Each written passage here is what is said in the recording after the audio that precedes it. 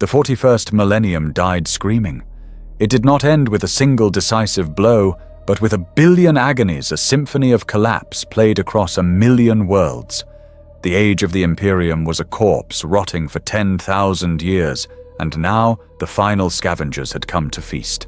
In the Segmentum Pacificus, the bastion world of Kaelin's Hope, a fortress that had withstood orc ways and Drukhari raids for centuries, fell silent. Its astropaths transmitted one final garbled message, not of war, but of geometry, of angles that were wrong, of metal logics that sang in the vox. Then silence. Only the automated defense grids remained firing mindlessly into the void at ships that were no longer there. Far across the galaxy, in the scarred heart of Ultramar, the iron cage, once a symbol of Guilliman's strategic brilliance, was now a tomb. The worlds within that defensive perimeter were not conquered. They were consumed. The cicatrix maledictum, the Great Rift, had ceased to be a static feature of the sky. It was a cancer, a malignant suppurating wound that pulsed with empiric energy actively expanding. Star systems on its border were not just cut off, they were dragged in, pulled screaming from real space, their billions of souls extinguished like candles in a hurricane. Worlds like Ajax, once the Garden of Ultramar, were now landscapes of crystalline flesh, its populace frozen in rictus grins as the warp remade them. And the light that held the darkness at bay failed. The Astronomicon, the soul fire of the Emperor. It had been the one constant, the one guiding star for 10 millennia. Now it was a failing heart. On the black shrine world of Gathalamor, the choir of lamented stars, 10,000 strong, convulsed as one.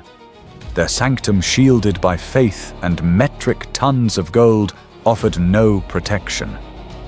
The golden light they channeled did not just flicker, it spasmed. It lashed out a beacon one moment, a psychic tidal wave of pure agony the next. High Astropath Prime Kyria felt it first.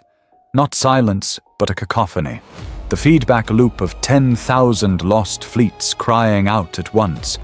The Vigilant Blade, a strike cruiser of the Silver Skulls, ripped apart in the warp, its Geller field failing as the light guttered. The Pride of Elysia, a pilgrim vessel with 500,000 souls materializing inside a sun. The screams of navigators whose third eyes burst into flame, the howls of astropaths whose minds were shattered, their souls devoured by the things that had always waited in the dark. Kyria opened her mouth to give the final warning, but only blood and molten psychic energy poured out. The beacon of hope had become a trap. The Imperium was blind.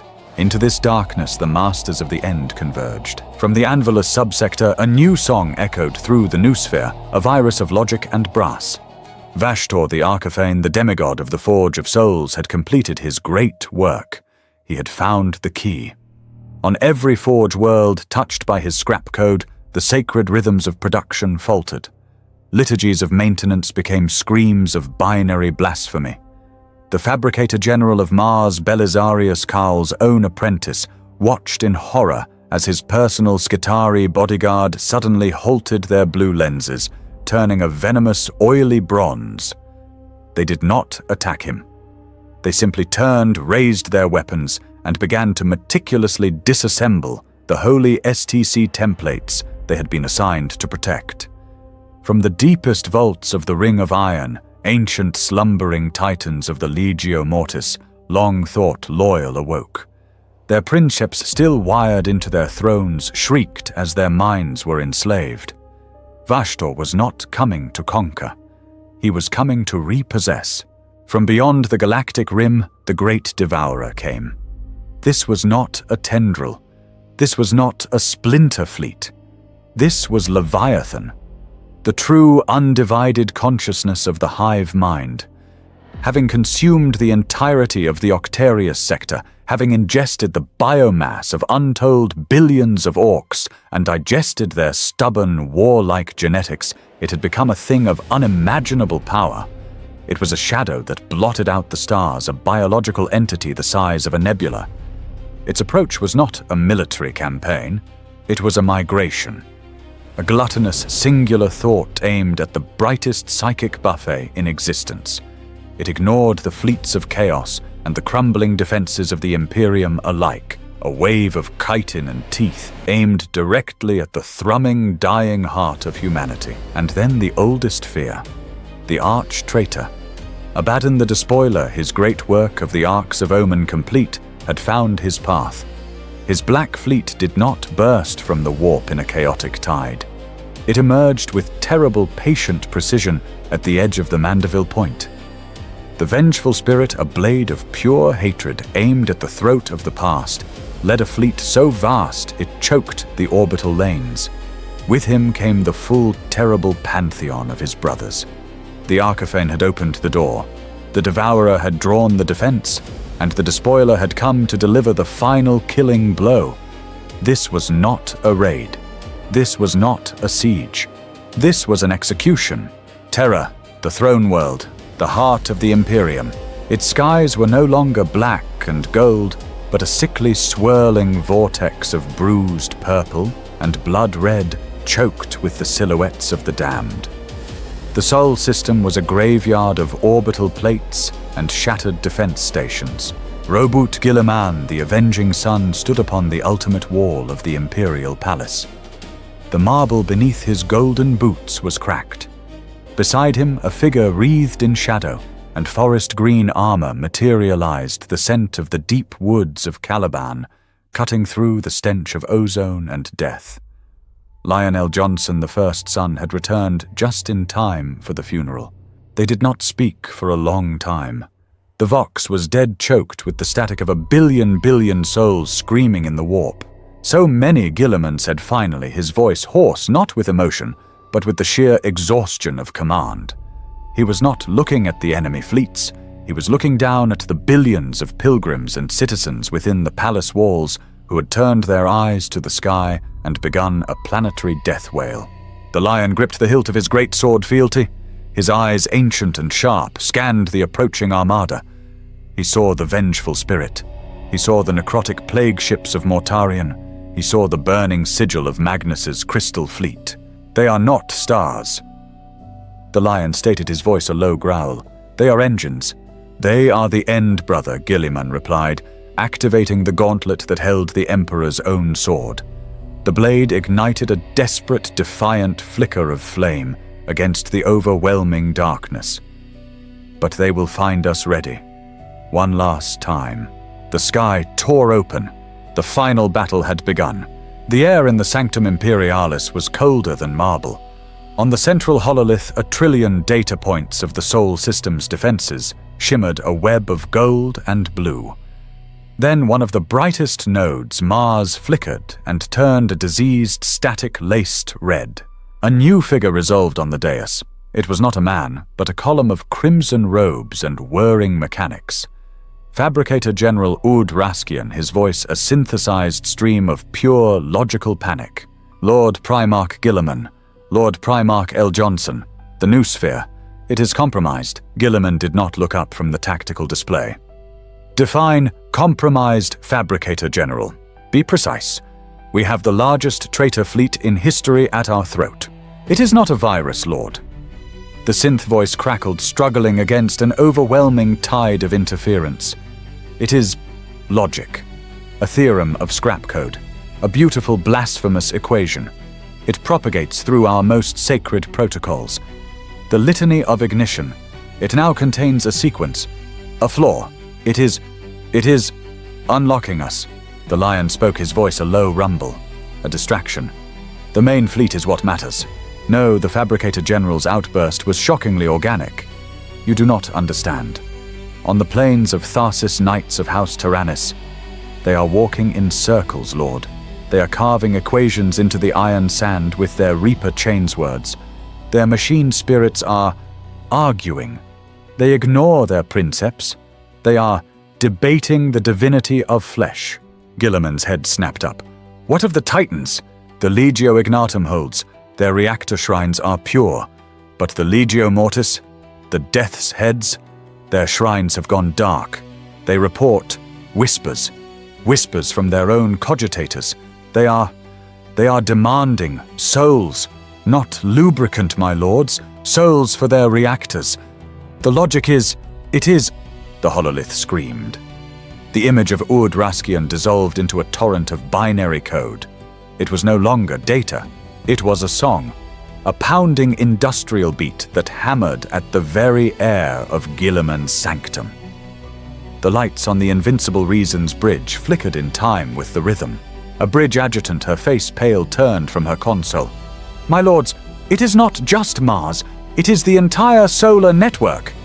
I am receiving declarations of allegiance to the Archiphane, from Ryza, from Metallica, from Griffon, from every forge world in the segmentum. The main hololith fractured, showing a dozen simultaneous horrific scenes. On Metallica, Skitari legions, in perfect terrifying unison, turned their radium carbines on their magi. On Ryza, the great plasma forges overloaded not in failure, but in sacrifice, immolating the loyalist dock workers. Then the feed from Mars returned. It was no longer the composed sanctum of the Fabricator General. It was a handheld pict feed running. Odraskian was fleeing through the ring of iron. Behind him, the great forge temple of Olympus Mons was moving. Its gantries and cranes twisted, forming limbs. Its smokestacks bellowed not smoke but warp fire. "He is here!" Raskian shrieked, his voice box shredding itself to produce the sound. The key is turned. The flesh is weak. The metal, it endures. A colossal bronze-plated claw, dripping with molten slag, smashed through the adamantium wall behind him. It was not a demon. It was Raskian's own primary servo-automata, now swollen to the size of a dreadnought. It seized the Fabricator General, lifting him. The logic is so beautiful. Raskian whispered, his mechadendrites caressing the claw that was crushing him. He has freed us. The feed died, replaced by a single bronze 8-pointed star. On the bridge of the Invincible Reason, a dreadful silence fell. The lion was the first to move. He pointed not at the feed, but at the tactical map. Brother, look. On the holographic display of Mars, half of the orbital defense lasers, the massive macro cannons of the Ring of Iron, were swiveling. They were not aiming at the approaching Chaos fleet. They were aiming at Terra. Simultaneously, the vast equatorial plains of Mars split open.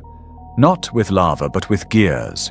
Great churning chasms of brass and iron opened, and from them climbed things. Demon engines. Not the crude flesh-metal hybrids of the Iron Warriors, but elegant, terrifying clockwork horrors. Brass scorpions with tails that dripped liquid data plagues. Cog-toothed monstrosities that walked on legs of stolen industrial cranes, their every step a discordant symphony. Then the Titans, the Legio Mortis. The Death's Heads moved as one. Their war horns were not cries of loyalty, but a single deafening metallic chord. They opened fire point-blank on the Legio Ignatum. A warlord titan of the fire, Wasps, the Ignis Rex, took a volcano cannon shot directly to its chest, fired from a titan it had fought alongside for 1,000 years. The Ignis Rex collapsed its reactor, going critical, bathing the battle in a brief, white-hot star. The civil war for Mars had begun and ended in a single, perfectly calculated moment of betrayal. Guilliman stared, his face a mask of cold intellectual fury. The strategic loss was catastrophic. Fleet Lord Gir Guilliman's voice was low, dangerous. The Fleet Lord of the Solar Fleet. Her face ashen replied, Lord Primarch, Mars is broadcasting. On all channels. It is inviting the Arks of Omen to land. It is offering itself to Vashtor. Worse, the lion added, his gaze fixed on the enemy fleet. They are accepting. Abaddon's fleet is splitting. A contingent led by the Archiphane himself is moving to secure Mars. The rest, the vengeful spirit, continues for Terra. The speed of it, the terrible inhuman precision. We cannot fight a war on two fronts, Guilliman stated. The words tasted like ash. We cannot allow Mars to reinforce him. We cannot allow those foundries to build for chaos. My Lord Jaya whispered, already dreading the order.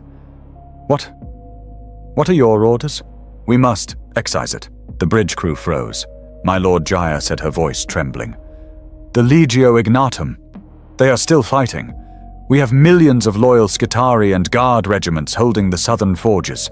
They are pleading for evacuation, for orbital support. A desperate vox signal burst through the jamming laced with the scream of a Titan's war horn. This is Princeps Majoris Kroll of the Imperator Sol. My reactor is breached. But my weapons are hot. We are being overwhelmed. For the Emperor, grant us fire support. Grant us something we are... Guilliman closed his eyes. For 1 second he was not a Primarch. He was just a son watching his father's dream burn. Then he opened them, and he was only the avenging son. He saw the tally. The quadrillions on Terra versus the millions on Mars. The cold, brutal arithmetic of empire. Fleet Lord Jaya Guilliman said, his voice devoid of all warmth, all humanity. You will activate Protocol Exterminatus Immediata. Target Mars. Jer stopped breathing. My lord, Exterminatus on Mars, the heart of the Omnissiah. It is no longer holy, Guilliman said, turning to the vast viewport looking at the red star that had betrayed them. It is a loaded gun pointed at our head. I am severing the arm that holds it. The lion watched his brother. He saw no hesitation, only grim, terrible necessity. He nodded once. But the loyalists... Jia protested, tears streaming down her face. Our acceptable losses, Guilliman interrupted. Fire. Fire on anything that leaves that atmosphere. Loyalist. Traitor. It does not matter. Nothing leaves the red planet. Cordon the wound. Let it burn. The invincible reason and the loyal ships of the Solar Fleet turned. Their lance batteries began to charge, aiming not at the Chaos Fleet, but at the escape vectors from their closest, oldest ally. On Mars, the last transmission from Princeps Kroll was not a curse. It was a single broken, uncomprehending word. Why? The first lances of pure golden light struck consuming loyalist transports and traitor strike craft alike in a silent, blinding flash. The steel curtain had not just been breached. Guilliman had been forced to tear it down himself. On the flagship of the Black Fleet, the vengeful spirit Abaddon the Despoiler watched the holy light of the Solar Fleet's lances rain down upon Mars. A rare, genuine smile touched his lips. The air on his bridge was thick with the triumphant howls of demonic entities bound into the consoles. He does our work for us, rumbled Falcus Kibre, his voice a distorted rasp through the Terminator's vox. The avenging son, he breaks his own father's toys. He breaks his shield. Abaddon corrected his gaze, fixed on the golden orb of terror now stripped of its primary industrial and naval support. Mars burned a funeral pyre for the Omnissiah, lit by Guilliman's own hand. He has chosen the palace over his empire, a sentimental, fatal error. All forces prepare for the final translation. The vengeful spirit will strike the Aegis first. We will... He stopped. The bridge fell silent save for the hum of the engines. Even the demons in the circuitry paused their screaming. A new sensation had entered the system. It was not the acrid tang of chaos. It was not the cold logic of Vashtor's metal. It was... silence. A void. A suffocating psychic pressure that felt like drowning in dust. My lord asked the ship's master, his tattooed face draining of color. The warp... It's recoiling. Sensors, Abaddon roared. Nothing there is. The sensor operator pitched forward, his head exploding in a shower of blood and bone. His console went dark. Then outside the viewport, reality tore. It was not a warp storm. It was not a translation. It was a wound. The blackness of space ripped open, not with the chaotic colors of the Imperium, but with a wet, visceral tearing sound that echoed in the minds of every living thing in the system. A chasm of non-existence opened between the Chaos Fleet and Terra, and from it the swarm came. It was not a fleet. A fleet has ships. This was a wave. A tidal wall of dark, chitinous bioforms, billions upon billions of them, from city-sized hive ships to microscopic spores that blotted out the stars. They emerged not in formation, but in a single unified biological eruption. On the bridge of the Invincible Reason, the tactical display became a sea of red icons, so numerous they overlapped into a single meaningless blotch. Report Gilliman demanded. I cannot, Lord Primarch, the adjutant cried, fighting her console. The numbers, they are not possible. It is the hive mind. It is all of Leviathan. They are not engaging the Chaos Fleet. They are not engaging us. They are just moving. All vectors, converging on Terra. The lion stepped forward, his ancient eyes narrowed. He had hunted the great beasts of Caliban. He recognized the predator. They ignore the fleets. They are striking at the heart. The psychic signal. It's the only thing they see. The first impact of the hive mind's consciousness struck Terra. It was not a bombardment of weapons. It was a psychic famine. In the vast, sprawling hive conglomerates that lay outside the Sanctum Imperialis, in the shadow of the Great Walls, billions of people looked up. Trooper Albrecht of the 501st Terra PDF stood on the Helicon gate. He had been praying to the Emperor for deliverance from the traitor fleet above. Now he felt emptiness. The shadow in the warp descended. It was a psychic void that sucked all faith, all hope, all courage from the human soul. It left only a raw, screaming, animalistic terror. Albrecht turned to his right. His comrade, a man he had shared rations with for a year, was on his knees, clawing at his own face, his screams silent as the psychic pressure crushed his mind. To his left, his sergeant, a hardened veteran, simply placed his lasgun in his mouth and pulled the trigger. Across the sprawling continents of terror, madness took root. It was not the ecstatic madness of chaos, it was the shrieking terror of prey. Billions of citizens driven insane by the sheer presence of the devourer rioted. They did not fight for anything. They just fought. They murdered. They fled in stampeding tides of flesh, trampling each other to death in the underhives. The planetary defense forces, the billions of loyal soldiers charged with the outer defense, turned their guns on each other. Entire regiments devolved into cannibalistic mobs within seconds. The Voxnet became a solid wall of shrieking. The defense of Terra, all forces outside the psychic aegis of the palace itself, ceased to exist in a single horrifying instant. Lords the Bridge adjutant on the Invincible Reason wept, her hands covering her ears as if to block out the psychic noise. We've lost contact, all hives, all PDF command structures, all of them. They're gone. They're just screaming. In orbit, the situation was just as dire. The Chaos Fleet, poised for its triumphant assault, was now fighting for its life. The Tyrannid swarm did not engage in naval tactics. It did not trade broadsides. It simply collided. A Black Legion cruiser, the Hand of Ruin, fired a full broadside of macro cannons. The shells detonated against the chitinous hull of a hive ship, blowing a canyon of flesh from its side. The hive ship did not slow.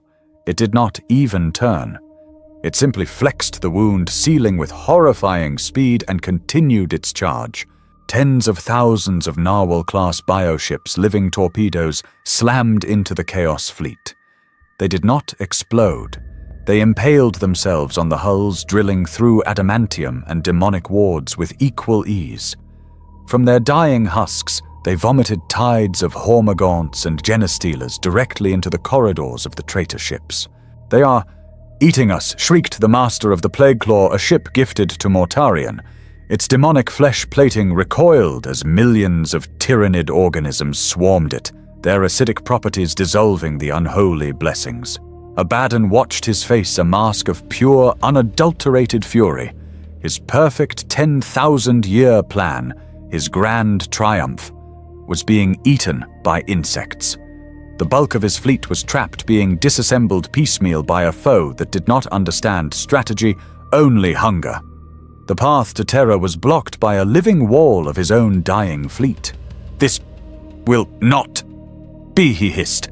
He slammed his golden gauntlet, the Talon of Horus, onto the command throne. "All ships of the Ezekarian." "To me," he bellowed. "Form a spear. We are the tip." He did not wait. Abaddon seized manual control of the vengeful spirit. He ordered 3 of his escorting Desolator-class battleships, the Malevolent, the Shadow of the Damned, and the Iconoclast, to overload their warp cores. A path must be cleared. Abaddon said, his voice cold. Your sacrifice will be remembered. The 3 battleships, their crews screaming in loyalty and terror, plunged forward, accelerating to full impulse, directly into the thickest part of the Tyrannid swarm. The ensuing detonation was silent but blinding. 3 simultaneous warp core breaches tore a momentary hole in reality, vaporizing billions of Tyrannid organisms and Chaos ships alike. Now Abaddon roared, firing the vengeful spirit's engines. The massive flagship plunged into the still roiling hole. It was not a clean break. Tyrannid bioships, recovering with unnatural speed, slammed into its shields. The vengeful spirit shuddered, its shields draining at an impossible rate. Colossal feeder tentacles latched onto its aft section, acid streaming from them, melting armor plate that had withstood Guilliman's wrath. Fire all weapons, burn them from our hull. Abaddon drove his ship forward, not as a commander, but as a brawler. He rammed a hive ship twice the spirit's size, his ancient vessel's adamantium prow shattering its chitinous armor, the feedback throwing the bridge crew from their feet. He broke through. Battered, smoking, covered in the steaming gore of a billion aliens, the vengeful spirit and a handful of its most elite escorts emerged from the meat grinder into the clear, high orbit of terror. Behind him, the battle for the outer system began. The rest of the Black Fleet was trapped. The Tyrannid swarm, ignoring Abaddon's breakthrough, simply closed the hole, turning its full, undivided attention to the feast of the Chaos ships. Guilliman and the Lion watched from the Invincible Reason, now orbiting a world gone completely mad. The blockade of Mars was forgotten. The enemy was at the gate. Both enemies, so Guilliman said, his voice dangerously quiet. The Devourer will fight the traitor for the right to consume us. The Lion drew his sword, its edge humming with power. It does not matter who wins that fight. We are here, and we will face the victor. The strategium within the Sanctum Imperialis was a vault of shadows and pale hololithic light. The air was heavy with the psychic screams of the planet beyond the golden walls. 3 figures stood around the central table, a map of the palace defenses glowing between them. They are fighting each other for scraps, Robot Guilliman said, his voice a low monotone, hands clasped behind his back. The Tyrannid swarm is consuming Abaddon's reserve fleet, but the vengeful spirit and his core fleet have broken through. They are in high anchor. They will begin their assault while the Devourer is occupied. Then we strike, the Lion said immediately. His voice was a predator's growl, impatient. He was still clad in his full armor, fealty gripped in his gauntlet. We take the Invincible Reason and the Solar Fleet. We decapitate the vengeful spirit while it is unsupported. We kill the head of the snake. And what of the billions of bioships still in the sky? Brother Guilliman counted, his frustration evident. What of the shadow that has already destroyed the planet's defenses? The fleet is our last line of orbital defense. If you sally out, you will be swarmed from behind. The Tyrannids will see your fleet as a new meal. Abaddon will see it as a distraction. No. Guilliman placed his hand on the map over the Lion's Gate. The fight is not in the sky. It is here. The palace is the only thing left. We will hold the walls. We will make them pay for every inch. A third voice, cold and resonant as millennia-old gold, cut through the tension. You both speak of irrelevancies. Trajan Valoris, Captain General of the Adeptus Custodes, had not moved. His gaze was fixed not on the map of the palace, but on a single glowing rune at its very heart. The swarm is madness. The traitor is hatred. They are waves breaking on a shore. My only concern, he continued, his plumed helm turning to fix Guilliman with its impassive lenses, is the shore, the Eternity Gate, the throne room, the master of mankind. Trajan Guilliman began, if we do not hold the outer walls. The outer walls are your concern, Lord Primarch Trajan interrupted a shocking breach of protocol that silenced the room. The Lion's Gate, the Gorgon Bar, the ultimate wall. They are symbolic. They are earth and stone and plasteel. They can fall. My 10,000 are stationed at one place and one place only. We will hold the final wall. Nothing else matters. Do not ask me for reinforcements. Do not ask me to sally out. My duty is absolute." The lion let out a short, sharp bark of a laugh. "So, the son charged with strategy wishes to hide, the guardian charged with the throne wishes to cower, and I, the hunter, am told to wait. This is not a war council. It is a committee of the damned." Before Gilliman could retort, a proximity alert shrieked, drowning all debate. "My lords," the vox crackled from Fleet Command. "Descent, mass descent. The chaos. The Tyranids. They are not intercepting. Abaddon is..." He's using the psychic shadow as cover. The hololith flickered to the skies above. Through the swirling biological psychic storm, new stars were falling. Thousands of them. Drop pods, landing craft, torpedoes, all painted in the black and gold of the sons of Horus. They were not aiming for landing zones. They were simply falling. They struck the surface of Terra outside the palace walls, hitting the hive cities now populated only by the mad and the dead. But they were not alone. The vengeful spirits' main batteries fired. But they did not fire ordnance. They fired portals. Rifts of raw, screaming warp energy tore open in the skies above the palace itself, and from them the true enemy came. At the Lion's Gate, the very place Rogel Dawn had commanded a star of pure, blood-red energy slammed into the ground. It was not a ship. It was him. Angron, the Red Angel, the demon primarch of the World Eaters. He rose from the crater, a mountain of scarred red flesh, and warped brass, the black blade in his hand. He unhinged his jaw and roared a sound that shattered every pane of glass for a mile and boiled the blood of the defenders on the wall. Behind him, tides of Khorne berserkers poured from the rift, their chain axes already revving. At the Eternity Wall spaceport, a green miasmic fog rolled out of a second rift. It was silent. Where the fog touched the adamantium walls, they wept pus and rusted in seconds. Mortarion, the Pale King, drifted from the fog, his vast, tattered wings beating slowly. His scythe silence dried the life from the very air. The Death Guard marched behind him, their bloated forms impervious to the lass fire that rained down on them. And high above the Sanctum Imperialis, a third anomaly bloomed, a crystal eye of impossible, shifting colors. Magnus, the Red, the Crimson King, hovered in the air, his psychic presence a dagger in the mind of every defender. He was not attacking. He was watching.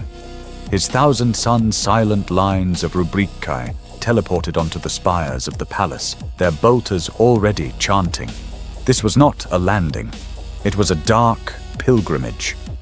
Abaddon had brought his brothers, and they had returned to the exact symbolic locations of their great-great-grandfather's failure. This was Horus's siege reborn as a nightmare. The walls will not hold against that, the lion stated. It was not a guess. It was a fact. They must, Gilliman said, his voice strained. I will command the defenses at the Saturnine Gate.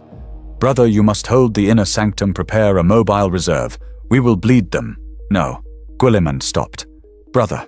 The Lionel Johnson turned and began walking towards the Strategium's exit. You are the strategist, Robote. You see the map. You see the pieces. I see the enemy. He pointed his blade fealty at the glowing red icon on the map that represented Angron. He, the lion, growled, is a storm. You cannot defend against a storm. You cannot negotiate with it. You cannot bleed it. You can only meet it. You can only cut out its heart. Lion, do not, Gilliman roared, stepping forward. That is pride. That is the same mistake that damned this Imperium 10,000 years ago. You will obey my command. We defend. We hold. The lion paused at the great archway. He looked back, his eyes no longer the eyes of a brother, but the cold, green, ancient eyes of the first. You hold your walls, brother. I will hold my honor. He turned. To me, my dark angels. To me, my risen. The hunt is at hand. On the battlements, the defenders watched in awe and terror. The great Lion's Gate, the primary defense against the World Eaters, began to grind open. It was not a sally, it was a charge. Lionel Johnson, his green armor, a stark contrast to the burning red sky, led the charge himself. At his side, 1,000 knights of the Deathwing and 100 of his most ancient risen warriors, their archaic armor gleaming, activated their blades. They did not fire their guns. They ran. They burst from the gate like an arrow loosed from a bow, a wedge of green and bone white aimed directly at the sea of red that was Angron's army. For the lion, for Caliban, for the Emperor. Angron saw the charge. He saw the Green Knight at its head. He recognized the soul. He raised his great sword and met the charge, his roar of brother a joyful, murderous greeting. High on the walls, Guillemon watched, his heart sinking. The gate was open. His brother was gone, and the siege had just been lost before it had even truly begun. The plaza before the Lion's Gate became a crucible. The charge of the Dark Angels was a masterpiece of tactical precision, a spear of cold, disciplined fury, punching deep into the disorganized, screaming horde of the World Eaters. Lionel Johnson was at its tip, a whirlwind of emerald and steel. He moved not with the rage of his demonic brother, but with the cold, detached certainty of an executioner. He was the forest predator, and this was his hunt. Every swing of his great sword fealty was a perfect killing arc. Berserkers drunk on the nails lunged at him, only to be bisected, their chain axes shattering against his ancient armor. He parried a blow from a blood-crazed Terminator lord, his riposte taking the warrior's head and both arms in a single fluid motion. The lion was a creature of pure primal skill, and then the storm broke upon him. Angron did not charge, he was the charge. He smashed through his own lines, swatting his own berserkers aside like flies, his only focus the green-armored brother who dared defy him. He brought the black blade spine grinder down in an overhead smash that aimed to split the lion in two. The impact was a thunderclap that threw every warrior, Dark Angel, and World Eater from their feet. The lion had caught the blow, not with his sword, but with his shield, the Emperor's shield. The golden eagle-winged aegis held, but the force of the blow sent a spiderweb of fractures across its face and drove the lion to one knee. The very rock-crete beneath his feet cracked and cratered. Little lion. Angron roared the sound, a physical wave of spittle and psychic hate. You come to die. You come to join the others in their failure. The lion shoved the blade aside, the strength of a demigod surging through him. I came to end you, Angron. You are a thing, a slave. We are. Free, Angron shrieked, striking again. This time, the lion met the blow with fealty. The two Primarch-forged blades met, and the air tore open. The resulting shockwave vaporized the nearest combatants on both sides. It was a battle of two impossible forces. The lion was fast to his skill, unblemished by time. He was a duelist without peer, his blade, a silver blur finding gaps in Angron's crude brass plate, opening a dozen wounds. But the wounds did nothing. Angron felt no pain. He only felt rage. For every cut the lion inflicted, Angron replied with a blow that could shatter a tank. He was pure, unadulterated strength, a force of nature. He was not trying to win a duel, he was trying to annihilate the mountain in front of him. He swung again, a wild, horizontal slash. The lion ducked, but the sheer force of the wind from the blade ripped a trench in the plaza and tore the top half from a Lehman Russ tank 20 meters away. "Stand still!" Angron bellowed, frustrated by his brother's agility. "I am not here to stand, monster." The lion replied, his voice calm, as he dodged, weaved, and cut. "I am here to hunt." He saw his opening. Angron overextended, and the lion plunged fealty deep into the demon Primarch's chest, right where a heart should be. Angron laughed. He simply laughed, a wet, bubbling sound. He grabbed the lion's sword arm with his free hand. The sound of ceramite cracking under demonic pressure was sickening. "My turn!" Angron hissed. He pulled the lion forward, smashing his armored forehead into his brother's face, staggering the knight. Then Angron ripped the sword from his own chest and discarded it. He did not need it. He seized the lion with both hands and lifted him.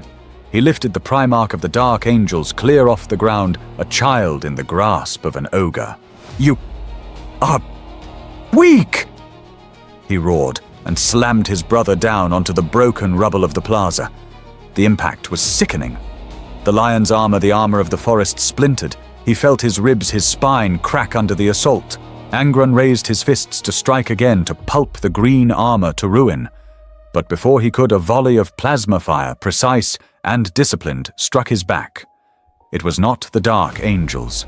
It was the Risen.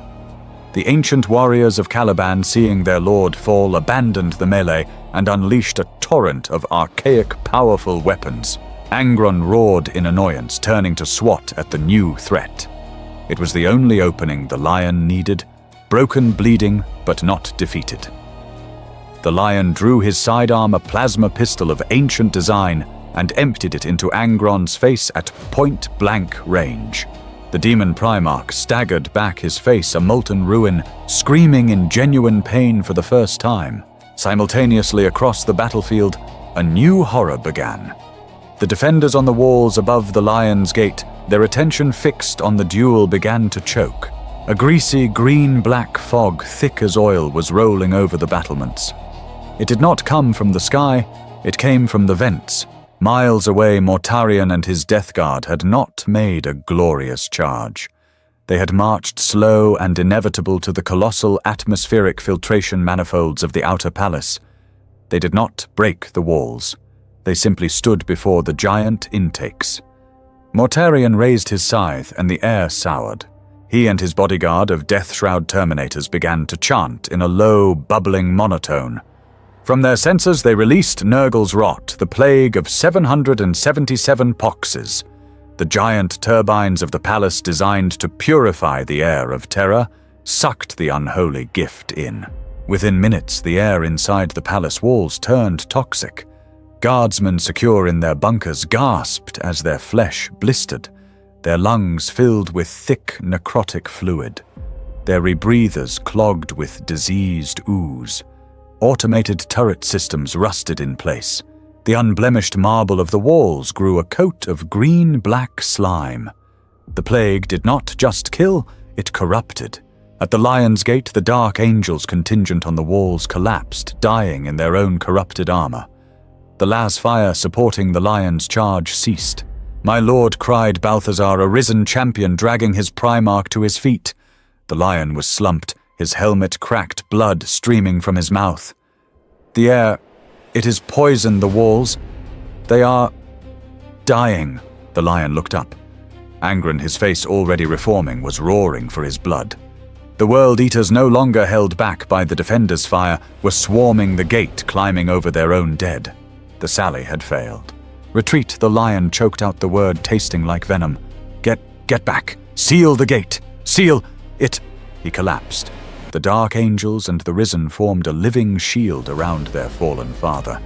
They grabbed his unconscious form, their disciplined charge devolving into a desperate, fighting withdrawal. They dragged him back step by bloody step as the World Eaters tore at their flanks. They made it through the inner portcullis. "My lords," the Voxmaster screamed to Guilliman's command post. "The lion is down. He is through the gate, but the enemy is in the gate complex. The plague, the air. We can't. Gasp! We can't hold!" Guilliman, his face a mask of iron, gave the order. "Purge it." From high on the ultimate wall, the Archaeotech defense lasers, weapons not fired since the first siege descended. They did not target the plaza. They targeted the Lion's Gate itself. The remaining Dark Angels, the last of the rearguard still fighting in the gate's tunnel, looked up in betrayal as the sky turned white. The lasers fired. The entire Lion's Gate complex, a fortress in its own right, was vaporized. The gate, the tunnel, and the hundreds of World Eaters and dozens of loyal Dark Angels inside were turned to incandescent dust. The ancient gateway was gone. In its place was a vast, smoking, undefended breach. On the vengeful spirit Abaddon watched the sensor feed. "The first seal is broken. The dog is wounded. The air is our own." He pointed to the breach. "All forces, enter." While terror bled, Mars was being reborn. The red planet was no longer a world of holy industry. It was an altar. Guilliman's orbital bombardment intended to quarantine the world had served only as a cleansing fire, scouring the surface of the weak loyalist flesh that Vashtor the Archiphane despised. On the ruins of the Olympus Mons forge, the Archiphane itself stood a towering figure of oily metal, demonic flesh, and stolen souls. Its multiple arms conducted a symphony of terrible creation. Around it, the dark mechanicum was not in rebellion. It was in ecstasy. Millions of Skitarii, their crimson robes now blackened and adorned with flayed skin, chanted not to the Omnissiah, but to the Logos. They willingly disassembled themselves, merging their flesh with corrupted machinery, becoming living nodes in a planet-sized super-collider of souls. Vashtor was not interested in the brute force siege of the palace. Abaddon could have his gory spectacle. Angron could have his skulls. Vashtor was a craftsman, and he was here for the raw materials. Terra was not a prize to be won. It was a resource to be harvested. He and his newly forged army of cog demons and enlightened Skitarii were not idle. They were using the entirety of Mars's industrial might, fueled by the warp stuff pouring from the burning ring of iron, to build one singular machine. It was a vast orbital construct, a gate of brass and iron, spinning with impossible non-Euclidean geometry. It was the lock, and he had just used Mars to forge the key. Now he was building the engine that would turn it. The despoiler plays his game of checkers, Vashtor's voice broadcast into the minds of his followers, a sound like 1 billion calculators screaming in unison. He thinks he fights for a throne. We fight for the foundry. We fight for the very concept of the throne's creation. The Flesh Emperor is a battery. We will build a better one. He gestured, and the Planet Forge answered. From the deepest pits of the Noctis, Labyrinthus now converted into a mass driver complex, the first volley was fired. On the bridge of the Invincible Reason, now in a high embattled orbit over Terra, the sensors shrieked. More launches, the adjutant yelled, his face slick with sweat from Mortarian's ambient plague. Mars, they're firing on us. No, not on us. They're firing on Terra. Gilliman looked at the tactical display. A swarm of new icons designated Ferrum class was accelerating from Mars at impossible speeds. They were not ships. They were projectiles, massive, coffin-shaped and made of rune-etched brass. Shoot them down, Gilliman ordered, his voice flat. All remaining orbital platforms, all fleet assets intercept. Do not let one get through. The skies above Terra, already a swirling hellscape of the chaos tyrannid dogfight, became a shooting gallery. The solar fleet's lances flashed, vaporizing dozens of the brass missiles. But they were too numerous, and they were smart. They jinked, they dodged their trajectories, altering with demonic intelligence. They seemed to want the Tyrannid swarm sacrificing themselves to the bioships, but for every 10, the Tyrannids devoured one slipped through the living net. Dozens of the projectiles streaked through the upper atmosphere, glowing not red from re-entry, but a cold, oily bronze. They bypassed the breached Lion's Gate. They ignored the plague-soaked battlements. They were aimed at the very bones of the palace. One struck the base of the Helios Spire, the primary Vox command hub for the entire sanctum. It didn't explode. It drilled. Like a monstrous metal tick, it burrowed deep into the adamantium-plated rockcrete, its brass shell melting as it carved a path. Another slammed into the Generatorium Secundus, the massive plasma reactor complex that powered the northern wall's void shields. A third embedded itself in the vaults beneath the sanctum of the Adepta Sororitas. For a full minute, silence. The defenders fighting back Angron's tide at the breach barely registered the new impacts. Then the song began. It started in the Vox. The clear, concise battle orders of the Imperial Guard Command were suddenly overlaid with a clicking, rhythmic, binary chant. Tech Priest Engineer Daltus, stationed in the Helios Spire, screamed as his console flooded with light. The machine spirit of the Spire, an ancient and venerable intelligence, was fighting back. But it was not fighting a virus.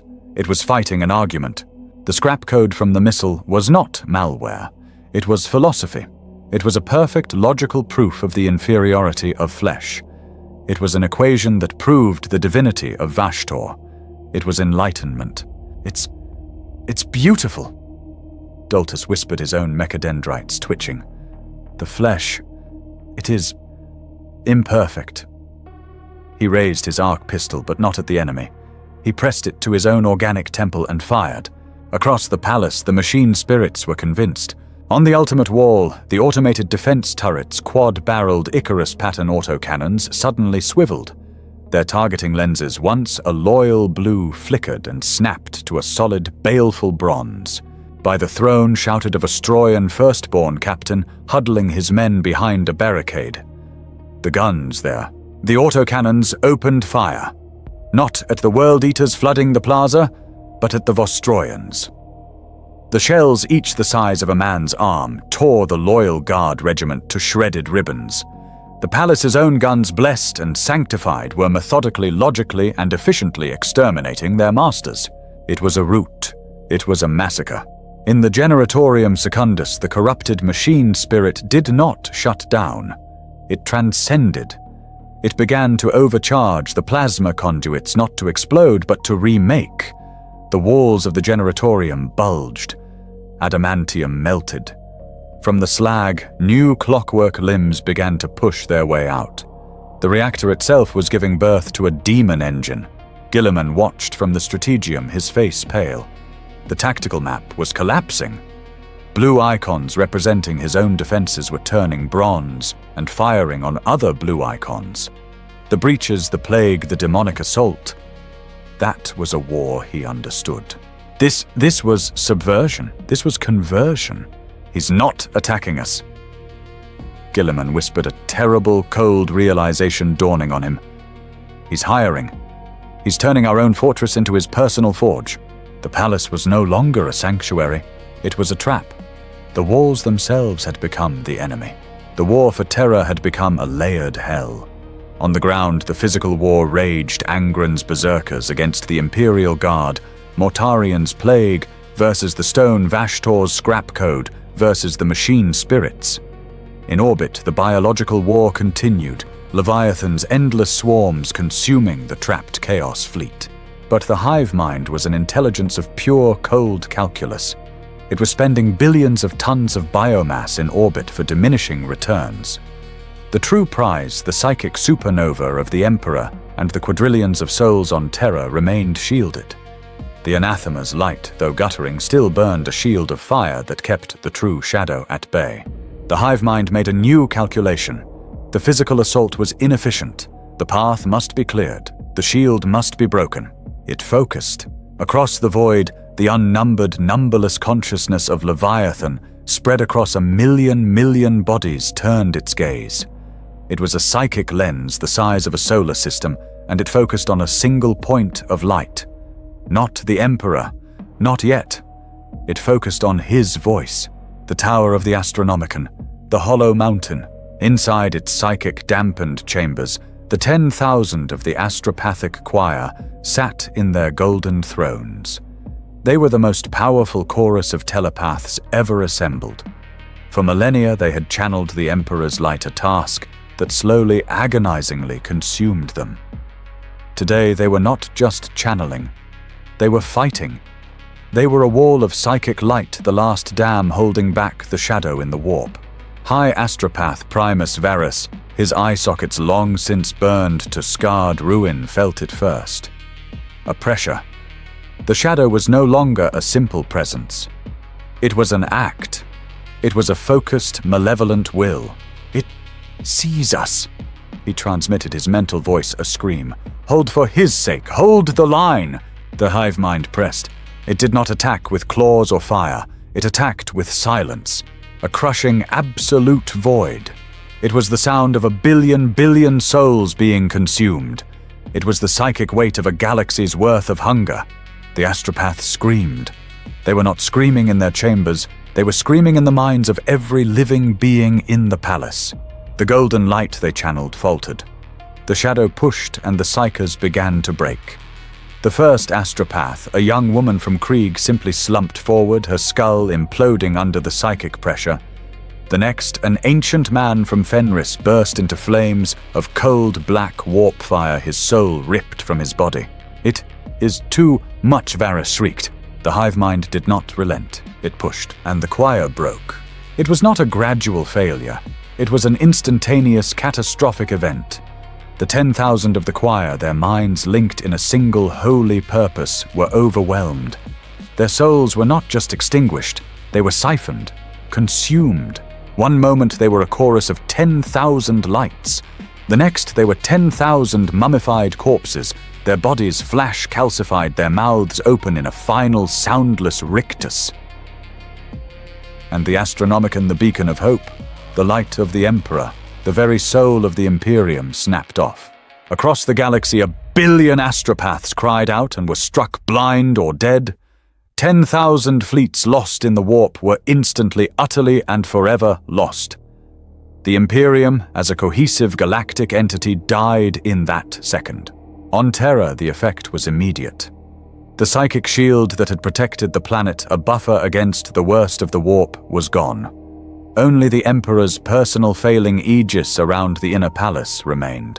The hive mind was no longer outside the gates, it was in. At the Saturnine Gate, the last loyal titans of the Legio Ignatum were holding the breach. The warlord titan Deus Ignis stood like a red-plated god, its volcano cannon melting swathes of Angron's world-eaters into glass. Its Princeps Majoris Gault was wired into his command throne, his mind one with the god machine. He felt the Astronomicon die. It was a sudden, terrible cold, and then he felt the hive mind touch his mind. It was not a whisper.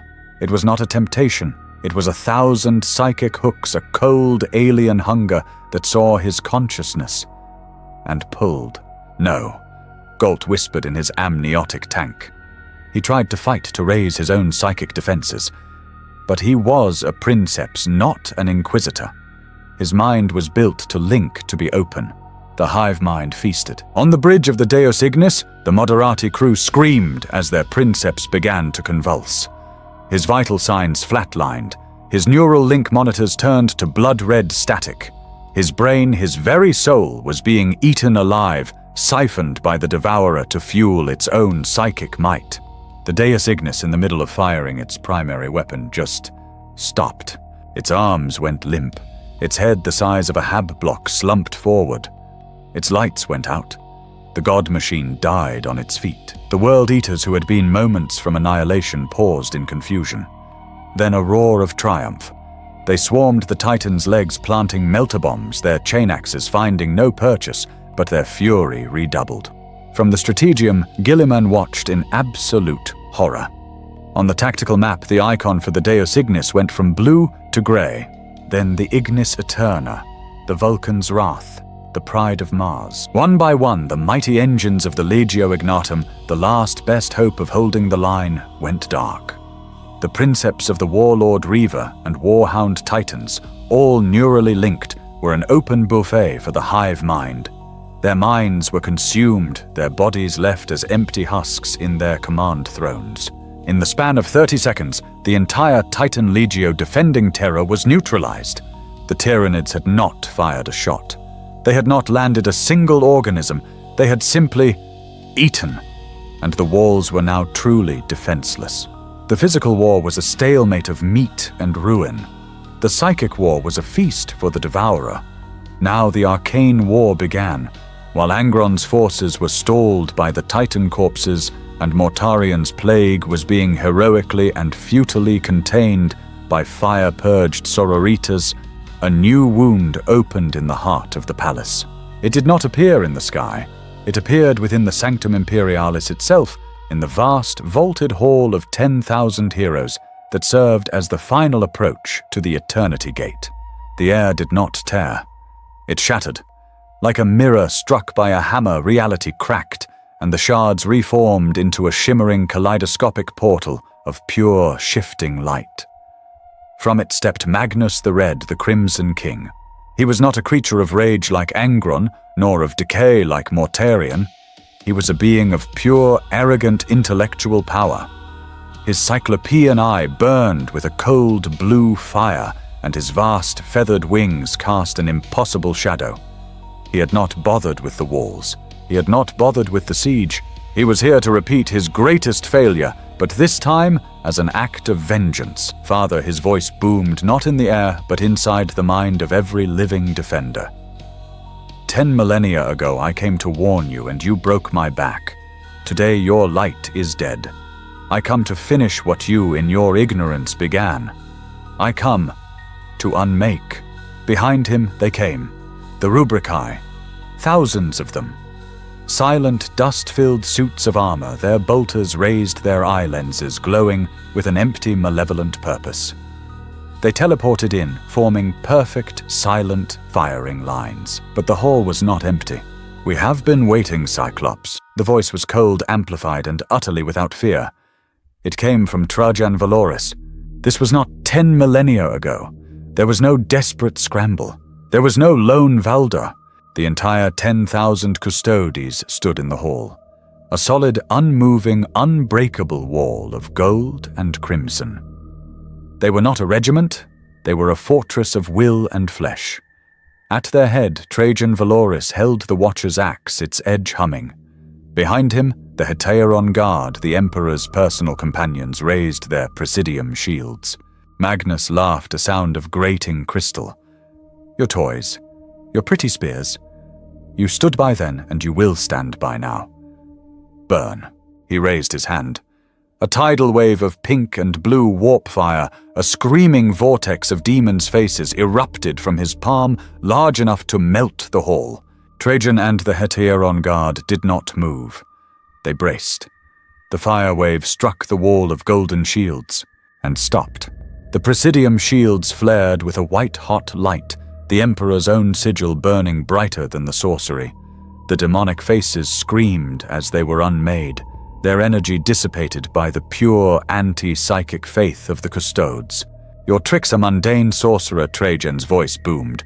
"You are a slave to the power you wield. We are its masters. Then die in your ignorance." Magnus roared, his arrogance turning to fury. He drew his blade and charged a red-skinned giant as the Rubricae opened fire. The battle was joined. But it was not a battle. It was a schism. The custodes were faster, stronger, their minds fortresses. They moved through the Rubricae like gold-plated reapers, their guardian spears bisecting the ancient armor, the dust within scattering to the wind. The 1,000 suns were being systematically, efficiently dismantled. Magnus himself met Trajan blade against axe. The Primarch was a psychic god, but Trajan was the pinnacle of the Emperor's design, and he was not alone. Every time Magnus summoned a spell, a dozen custodes would angle their spears, their combined denial, snuffing the power out before it was born. The fight was brutal. Magnus was a Primarch, and he was winning the physical duel, his strength overwhelming. He smashed Trajan back, sending the Captain General crashing into a marble pillar. He raised his blade for the killing blow. And then the interruption. The psychic energy being unleashed in this single hall was a feast. Magnus's fury, the custodes' unified denial. The hive mind, already feasting on the princeps, tasted this new, exquisite meal. Reality ripped open. Not a clean arcane tear, a wet biological maw. Directly above the duel, the air tore, and from the chasm they descended. A brood of colossal zoanthropes, their brains pulsating, their bodies little more than atrophied vehicles for their psychic might. Leading them a neurotyrant, its synaptic presence, a needle of pure cold hunger. They did not care about chaos. They did not care about the Imperium. They saw only light. They saw food. The neurotyrant shrieked a psychic blast of pure alien will. It was not aimed at the custodes. It was aimed at Magnus. It was a rival predator. Insolent insects! Magnus bellowed, his concentration broken, his fury absolute.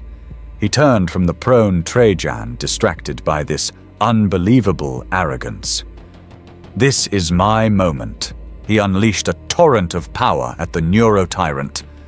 The neurotyrant screamed back. The two psychic tsunamis met in midair. The resulting explosion was catastrophic. It blew the roof from the Hall of Heroes, it vaporized the zoanthropes and half the remaining Rubricae. It threw Magnus back, his armor cracking, his psychic focus shattered. He had failed, again.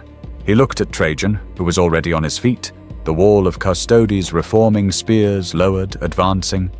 He looked at the smoking crater where the Tyranids had been. He looked at the Eternity Gate still sealed. His great vengeful strike, his poetic masterpiece, had been ruined by bugs. With a final roar of absolute, petulant hatred, Magnus began his retreat, his form dissolving into the portal. But as he went, he hurled one last spiteful bolt of pure kinetic energy. It was not aimed at Trajan. It was not aimed at the Custodes. It was aimed at the Eternity Gate, the golden doors which had held for 10,000 years, which had withstood the rage of Horus, were struck. A sound like the cracking of a world's spine echoed through the palace. The Custodes stopped. Trajan Valoris stared. The doors held. But a thin hairline fracture, a spiderweb of broken Imperialis now marred the great golden Aquila. A single dark crack on the unbreachable final wall. Magnus was gone. But his failure had once again doomed them all. The Aegis Command Bunker deep beneath the Ultimate Wall was supposed to be the most secure location in the galaxy. It was a fortress of data, a sanctuary of strategy. Now it was a tomb of screaming static. Robot Guilliman, Primarch of the Ultramarines, stood before a hololith that was no longer a map, but a cascading failure of red icons and error messages. Saturnine. Gone, he muttered, his mind processing the impossible. The Titans, his iron spine had been decapitated. Vox report, he demanded, turning to his command staff. A terror-stricken adjutant, his face pale under the green miasma of Mortarian's plague fog, fought his console. My lord, I can't. The scrap code. Vashtor, it's in the cogitators. It's arguing with the machine spirits. The Helios line is, oh, thrown. It's firing inward. It's purging the loyalist positions. The Lion's Gate breach. A Floodlord Primarch Angron is through the Vostroyan Ninth. They were annihilated by our own guns before they even saw the World Eaters. The Eternity Gate. No contact with the Captain General. The line it's just screaming. Guilliman was the master of logistics. He was the architect of empires. He saw war as a vast, complex equation. And for the first time, every variable was a betrayal. Every asset had become a liability. The walls were traitors. The air was poison. The sky was devoured. He was a master strategist with no strategy left to execute. Reroute, he began, but he never finished the command. The air in the center of the bunker tore, not with the psychic elegance of Magnus, but with the brutal, oily rip of a Black Legion teleport strike. The stench of ozone and 10,000-year-old hatred flooded the room. There was no warning. One moment Guilliman was in his command center, the next he was in a kill box. 10 of them. Black and gold. Just Irian pattern Terminator armor, the ancient venerated plate of Horus's own elite. Their combi bolters were already firing before the last shimmer of teleportation had faded. For the despoiler, death to the false sun, the Aegis Command Staff, the brilliant human minds of the Imperium's High Command vanished in a red mist. Bolter shells the size of fists turned men, women, and consoles into a single uniform slurry of flesh and molten plasteel. The hololith projector exploded, plunging the room into the flickering red of emergency lighting. The attack was perfect. In 1 second, the brain of Terra's defense had been scooped out, but they had not accounted for the Primarch. Guilliman did not seek cover. He was the cover. He moved with a speed that defied his bulk. The armor of fate flared its auto-shield, deflecting a dozen shells that would have vaporized a tank. He drew the Emperor's sword. The room, dark and red, was suddenly illuminated by a blinding golden-white fire. The fire of the anathema. You are vermin, Guilliman's voice was not a shout. It was a low, cold sentence of death. He was on them. The Terminators, the best of the best, were children in his presence. The first one raised a power fist. Guilliman didn't block it. He simply cut the arm off at the shoulder, the Emperor's sword melting the adamantium and cauterizing the wound in a single contemptuous flicker. The second fired his combi melter. Guilliman sidestepped the thermal blast, grabbed the Terminator by the helmet, and crushed his skull gauntlet and all with the hand of dominion. He was not a general, he was a demigod. He was a blur of blue and gold, a storm of righteous retribution. The Emperor's sword was not a blade, it was a promise. He spun the flaming sword, bisecting a terminator at the waist. He lunged, driving the blade straight through the chest plate of another, the demonic fire consuming the traitor's soul before his body even hit the ground. In less than 10 seconds, it was over. Guilliman stood breathing heavily in the center of the ruined bunker, surrounded by the smoking, hacked-apart remains of 10 of the Black Legion's finest warriors. The room was silent, the silence of the dead. He looked around. His adjutants were gone. His logisticians were gone. The Vox arrays were sparking molten slag. The hololith was a crater. The command center, his mind was destroyed. He raised his gauntlet to his helm, activating his personal Vox. Aegis command to any remaining bastion. Report. Only static replied. A high-pitched binary whine that was Vashtor's victory song. A wet, distant psychic slurping that was the hive mind's feast.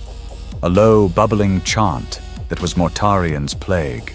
He was blind, he was deaf, he was utterly completely alone. The Lord Commander of the Imperium could no longer command. The strategist had no more pieces to move. The board itself was on fire. A terrible cold clarity settled over him. He had been trying to save the Imperium, but the Imperium was already dead. He had been trying to defend the palace, but the palace was already lost. He looked down at the Emperor's sword still blazing in his hand, its holy fire reflected in the pooling blood on the floor. The fire did not flicker. It did not waver. It burned. He finally understood. He was not here to command. He was not here to build. He was not here to win. He was here to end it. If I cannot command, he said to the dead, his voice a low iron vow, then I will fight. His purpose, once a complex web of galactic responsibility, simplified to a single brutal point. He could not stop the plague, or the scrap code, or the endless swarm, but he could kill the man who had brought them here. He could kill the one who led the storm. He turned to the bunker's shattered adamantium door, his personal Vox broadcasting on a tight encoded channel. All remaining sons of Ultramar, all Aegis Honor Guard. To me, he paused, thinking of the psychic horrors, the demonic Primarchs. He needed more than bolters. All Grey Knights, all Ordo Malleus assets within the sanctum. Cease defense. Form on my position. Objective decapitation. He hit the emergency release. The ruined door hissed open, revealing a corridor choked with Mortarian's plague fog and the distant screams of the dying. Robert Guilliman, the avenging son, stepped out of his tomb. He was no longer a general, he was a hunter, and he was going to find Abaddon. While the war for the walls raged, a symphony of chain axes, plague, and scrap code, a deeper, quieter, and more insidious invasion was reaching its apex. This was not a charge. It was an assassination. The psychic shockwaves of the battles, the death of the astropathic choir, the sheer noise of souls dying had served as the perfect cover. Deep beneath the palace, in the ancient forgotten strata of old Earth, a single dominant will had awakened. It had not arrived via drop pod or warp rift. It had been grown here, gestated for months in a hidden biomass-rich chasm, a biological dagger aimed at the heart of the Imperium, its existence completely masked by the shadow in the warp. The floor of the Hall of Triumphs. A vast chamber inlaid with mosaics of the Great Crusade did not explode. It dissolved. Rockcrete and marble turned to a steaming enzymatic slurry as a creature of impossible design pushed its way through. It was a Norn emissary, a unique organism, a pinnacle of bioengineering crafted by the hive mind with a singular, terrifying purpose. It was 12 meters of pale ivory chitin pulsating with contained psychic energy. Its head was not a bestial maw, but a vast, crowned, semi-translucent brain case. It did not see. It perceived, and its entire being was focused on one overwhelming, irresistible psychic signal, the supernova of the anathema. The Emperor. It was not here for biomass. It was not here to conquer. It was here to decapitate the enemy's god. It moved with a liquid, terrifying grace, ignoring the distant sounds of war. It was a scalpel, and its path was direct. It tore through an adamantium bulkhead, its specialized talons shearing the metal as if it were parchment. It was making for the Sanctum Imperialis. It emerged onto the processional of the damned, the final wide boulevard, leading to the Eternity Gate. Its path was blocked, not by custodies, not by titans, but by a wall of black armor and white linen, the Order of Our Martyred Lady, 5,000 strong. They had been stationed to protect this vector, a ceremonial duty that had just become the most important battle of the war. They stood in perfect silent ranks. Bolters raised meltaguns, humming, their faces serene with the absolute certainty of their own sacrifice. "We are his shield, Canoness Preceptor Julia," her face a web of ancient scars whispered into her vox, her voice broadcast to her sisters. "We are the last wall. We will not fail." The Norn emissary paused. It regarded the line of small, warm-blooded organisms. It registered them as a minor, irritating obstacle.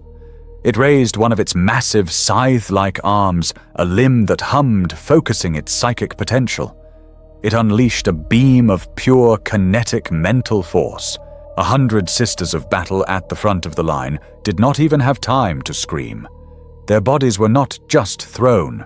They were shredded by the telekinetic blast, their armor and flesh atomized. But the line did not break. "For the Lady, for the Emperor, burn the witch." The Canoness's roar was the command.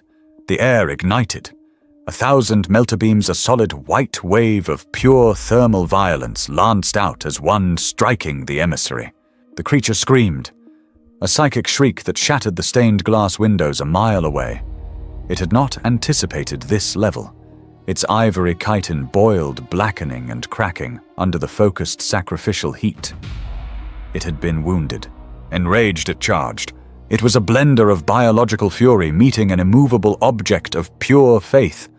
The emissary smashed into the line, its talons tearing apart a dozen sisters with every sweep. But the sisters did not retreat. They charged forward. They swarmed it. A retributor squad held their ground, firing their heavy bolters point blank into its chest until the creature impaled all 4 of them on a single talon.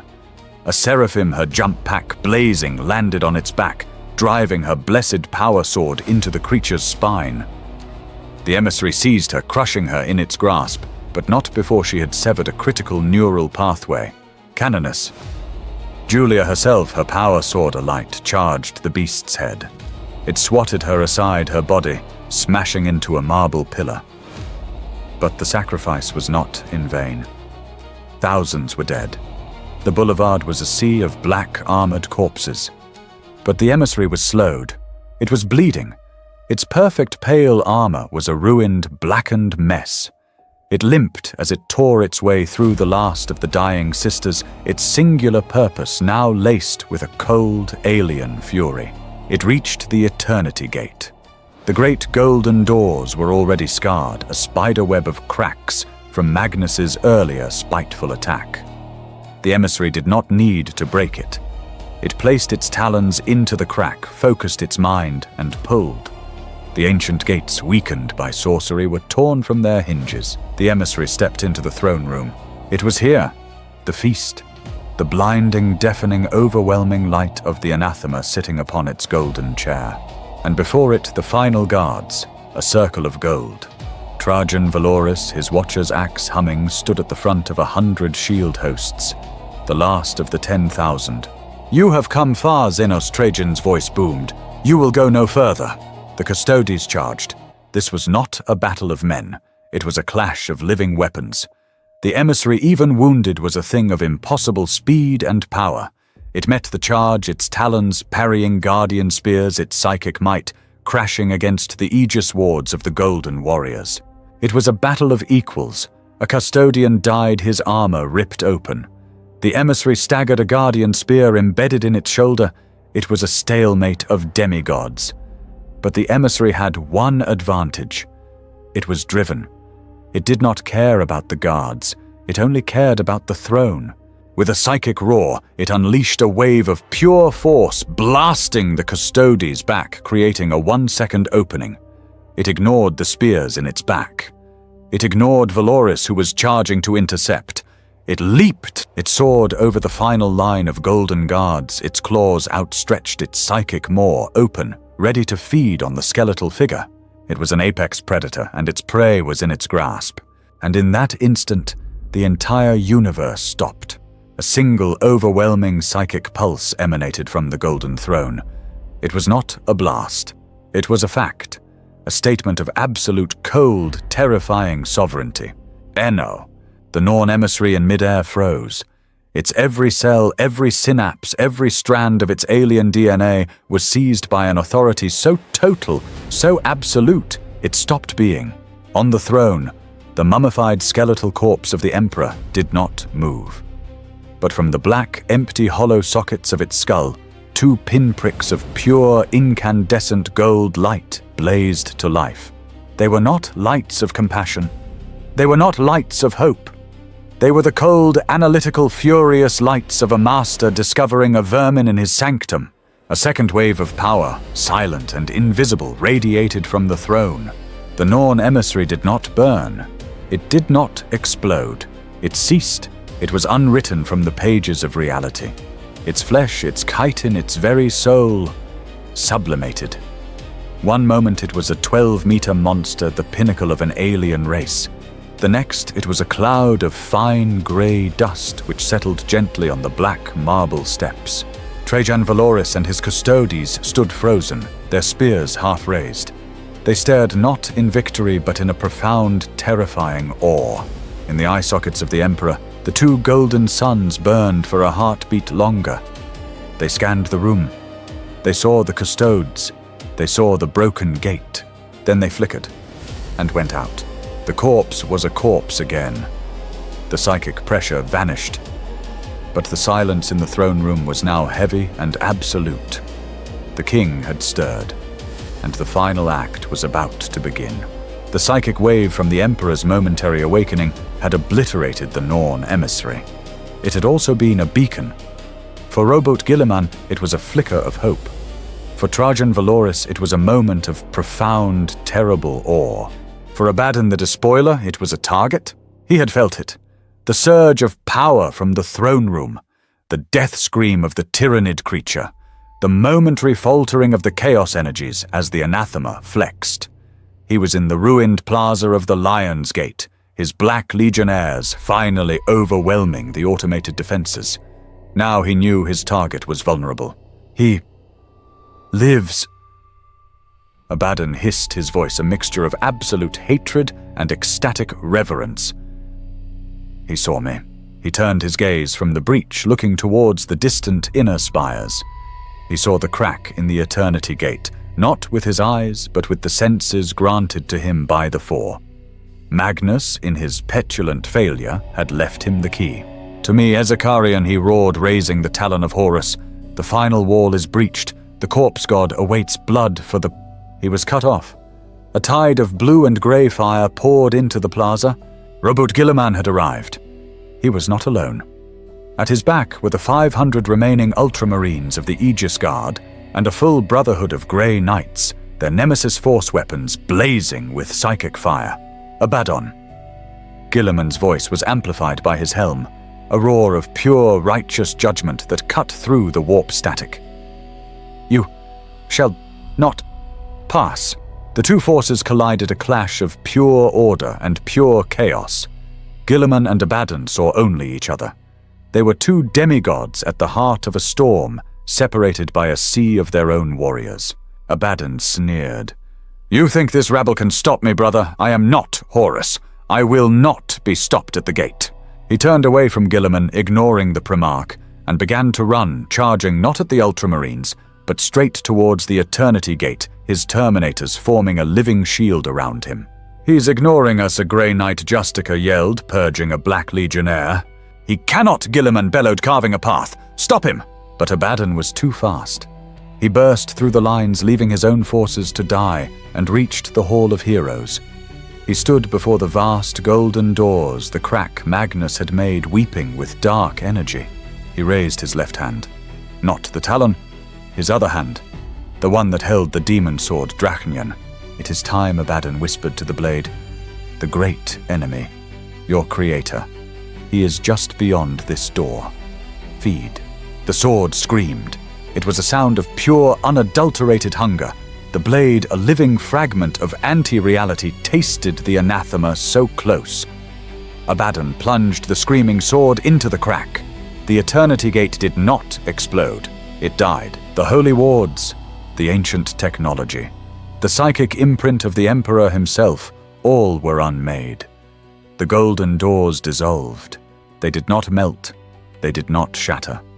They turned to black, whisper-thin dust, which was then sucked into the howling vortex of the demon sword. The final wall was gone. Abaddon stood in the archway, the throne room itself before him. But the way was not clear. This boomed the voice of Trajan Valoris is the final impossible line. The entire remaining contingent of the Adeptus Custodes stood between Abaddon and the throne. Perhaps 2,000 of them. They were no longer a defensive line. They were a golden spear pointed at the despoiler. They had reformed their duty singular. "We are the 10,000, Trajan," said his voice cold, his watcher's axe leveled. "And you are one. You will die here." "I have died 1,000 times," Abaddon laughed. "Kill them." The Ezekari and his elite Terminator Guard charged the Golden Wall. It was a battle of the ages, the best of the traitors against the best of the loyal. But the Custodes were fresh. The Black Legion was weary from the siege. The Custodes were fighting for their god. It was a massacre. The Custodes were unbreakable. Trajan himself was a whirlwind of death, his axe cleaving Terminators in two, his skill beyond anything the traitors possessed. But it was a distraction. While the Custodes were engaged, Abaddon walked. He walked through the battle, his own blessings from the four gods turning aside stray blows, his gaze fixed only on the golden throne. Custodes tried to break off and engage him, but for everyone that did, 3 Black Legionnaires would sacrifice themselves, grappling the golden warrior, dragging him down. It was a corridor of death paved by the bodies of his own elite. Valorous, a shield captain, roared, seeing the ruse. Trajan turned. He saw Abaddon halfway across the hall, almost to the steps. He roared in fury, disengaging from his own duel, and charged the despoiler. He was too late. Just as he raised his axe, a figure in blue armor slammed into him, tackling him aside. It was Robout Guilliman. "No, Trajan," Guilliman yelled, scrambling to his feet. "He is mine." The battle in the throne room ceased. The remaining Custodes and Grey Knights formed a circle, a desperate living wall to hold back the tide, creating a dueling circle for the ages. In the center, before the steps of the golden throne, Abaddon, the despoiler, turned. His face was a mask of triumphant hatred. Standing before him, his blue armor scorched and bleeding, was Robute Guilliman, the Emperor's sword, blazing with a cold white fire. So Guilliman said, his voice low, "The clone and the son. I am his true son," Abaddon snarled, activating the Talon of Horus. "I am the heir of the War Master. I am the end. You are a slave, Ezekiel, a failed copy of a greater man. And you," Abaddon raised Draconian, its anti-light dimming the Emperor's sword, "are a tool." They did not wait. They did not speak again. They charged. It was a clash of speed versus power. Guilliman was the Primarch, his movements a blur, the armor of fate predicting Abaddon's every move. The Emperor's sword was a flicker of light, striking 12 times in a single second. But Abaddon was a vessel. He was not one man. He was the chosen of 4 gods. Guilliman's blade struck his shoulder, but the blessing of Nurgle turned the wound to dust. He lunged for the heart, but the blessing of Tzeentch shifted reality, and the blade struck empty air. He tried to sweep the legs, but the blessing of Slanesh gave Abaddon an impossible, unnatural grace, and he dodged. "You are nothing," Abaddon roared, the blessing of Khorne descending. His attacks were no longer skillful. They were brutal, unstoppable. He brought the Talon of Horus down not as a weapon, but as a hammer. Guilliman raised the Emperor's sword to block. The impact shattered the air. The Primarch was thrown back, skidding across the marble floor. His sword arm was numb. "My turn," Abaddon growled. He stalked forward, a predator. Guilliman rose, his strategic mind racing, But for every solution, Abaddon had a dark miracle. "You fight with skill," Abaddon mocked, parrying a desperate lunge. "I fight with faith, faith in real gods." Abaddon feinted with the talon, forcing Guilliman to block high. The Primarch, for all his skill, was predictable. He had to protect his head. It was the opening Abaddon needed. He dropped his shoulder and lunged, not with the talon, but with the demon sword. Drachnian, the Kingbreaker, the Thorn of Reality. Guilliman's armor of fate screamed its warning systems, detecting a threat it could not quantify. But it was too late. The Primarch tried to twist, but the blade was too fast. It plunged deep into his side, just below the ribs, tearing through the sacred reforged adamantium as if it were paper. Guilliman froze. There was no pain. There was only cold, a void. He felt his second heart, the one Karl had forged, disintegrate. He felt his soul, his very essence, being eaten by the anti-reality of the blade. He looked down. The black, howling sword was buried in his torso. Abaddon laughed, a triumphant, choking sound. "It is done. The last sun falls." He twisted the blade. Guilliman gasped. His strength was leaving him. The Emperor's sword in his hand flickered its light, dimming. "No, not like this. Not here." With the last defiant spark of a Primarch's will, with the final dying surge of his loyalty, Robert Guilliman used Abaddon's own arrogance against him. He let go of his own defense. He ignored the demon sword consuming his soul, and he lunged.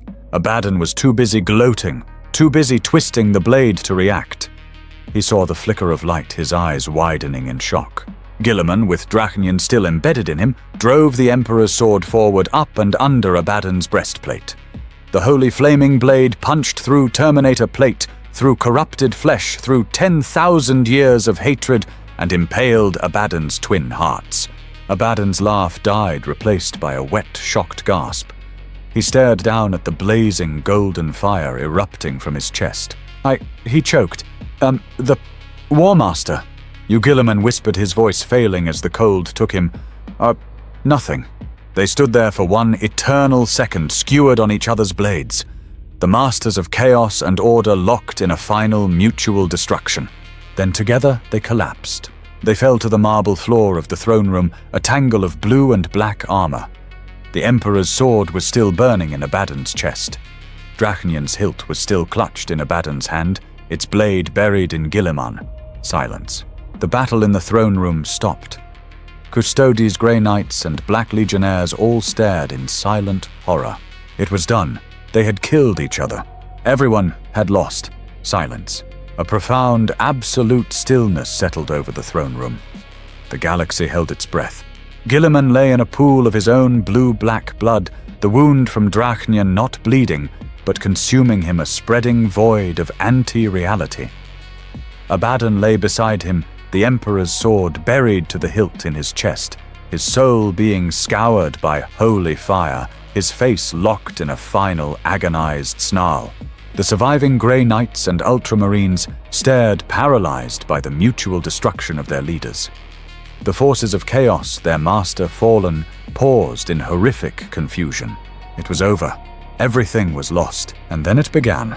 The Golden Throne, silent since the psychic blast that had destroyed the Norn emissary, began to thrum.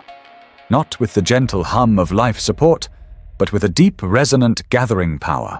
The light in the room changed. It was no longer the dim, sacred glow of a failing relic. A new light dawned, a cold, brilliant, analytical white. It shone down on the two fallen figures. The light touched Robert Guilliman. It lingered on the unholy wound from Drachnian. It scanned him. It assessed him. And then it moved on. It did nothing. It offered no healing. It offered no comfort. It simply dismissed him. Then the light fell upon Abaddon. It focused on the burning wound in his chest. It focused on the Emperor's sword. But it did not look at the sword. It looked through it at the soul being annihilated within. It saw 10,000 years of hatred. It saw the blessing of 4 gods. It saw a vessel of impossible chaotic power, a battery of raw, pure emotion and warp stuff. The light saw fuel. No, shrieked the demon sword, Drachnian still embedded in Guilliman. The sword felt what was about to happen. It ripped itself free from the Primarch's body, an act of pure, desperate self-preservation, and slithered away into the shadows, a screaming silver serpent its purpose denied. But it was too late for Abaddon. The Emperor's sword in his chest suddenly flared, not with holy fire, but with the cold white light of the throne. It became a siphon. Abaddon's body arched in a final silent spasm. The blessings of the Chaos Gods, the raw power of the warp that had sustained him, the very essence of his corrupted soul, it was all drawn out of him. Pulled, ripped, and drained into the Emperor's sword, which acted as a conduit, channeling the stolen power directly into the Golden Throne. The body of Abaddon, the despoiler, the War Master of Chaos, collapsed, a dried-out empty husk. A hollow suit of armor, his 10,000-year quest ending not in victory or defeat, but in consumption. The throne, now engorged on the stolen power of the ruinous gods themselves, screamed. It was not a sound of pain. It was a sound of birth. The ancient Baroque golden machinery of the throne cracked. The vast skeletal cables snapped. The arcane pipework which had kept a corpse alive for 10 millennia exploded. And from the heart of the wreckage, it rose. It was not the Emperor. It was not the skeletal master of mankind. It was not a reborn god of compassion or order. It was a column of pure, blinding white gold light. A swirling, galactic-sized vortex of energy given form. It was cold. It was vast. It was utterly terrifyingly inhuman. This was not a man. This was a weapon. This was the ultimate contingency. The Emperor had not been dying for 10 millennia. He had been gestating. He had been waiting for a sufficient power source to fuel his final, terrible ascension. Abaddon, in his ultimate triumph, had delivered that fuel. The Star Child was born. The Light Emperor was ascendant, and it looked upon the throne room. It saw the Grey Knights. It saw the Ultramarines. It saw the dying form of its last son, Guilliman. It felt nothing. No pride, no grief, no love. It was a god of pure, cold logic and absolute power. It had one purpose, order, and everything in the room was disorder. It raised its hand of light. The Light Emperor raised its hand. It did not strike. It did not smite. It simply emitted. A single pulse of psychic energy radiated from the throne room. It was not a word. It was not a sound. It was a command imprinted onto the very fabric of reality. Stoardi, This was the first wave. The pulse was not heat. It was not force. It was truth. An absolute, cold, mathematical truth that declared all disorder anathema.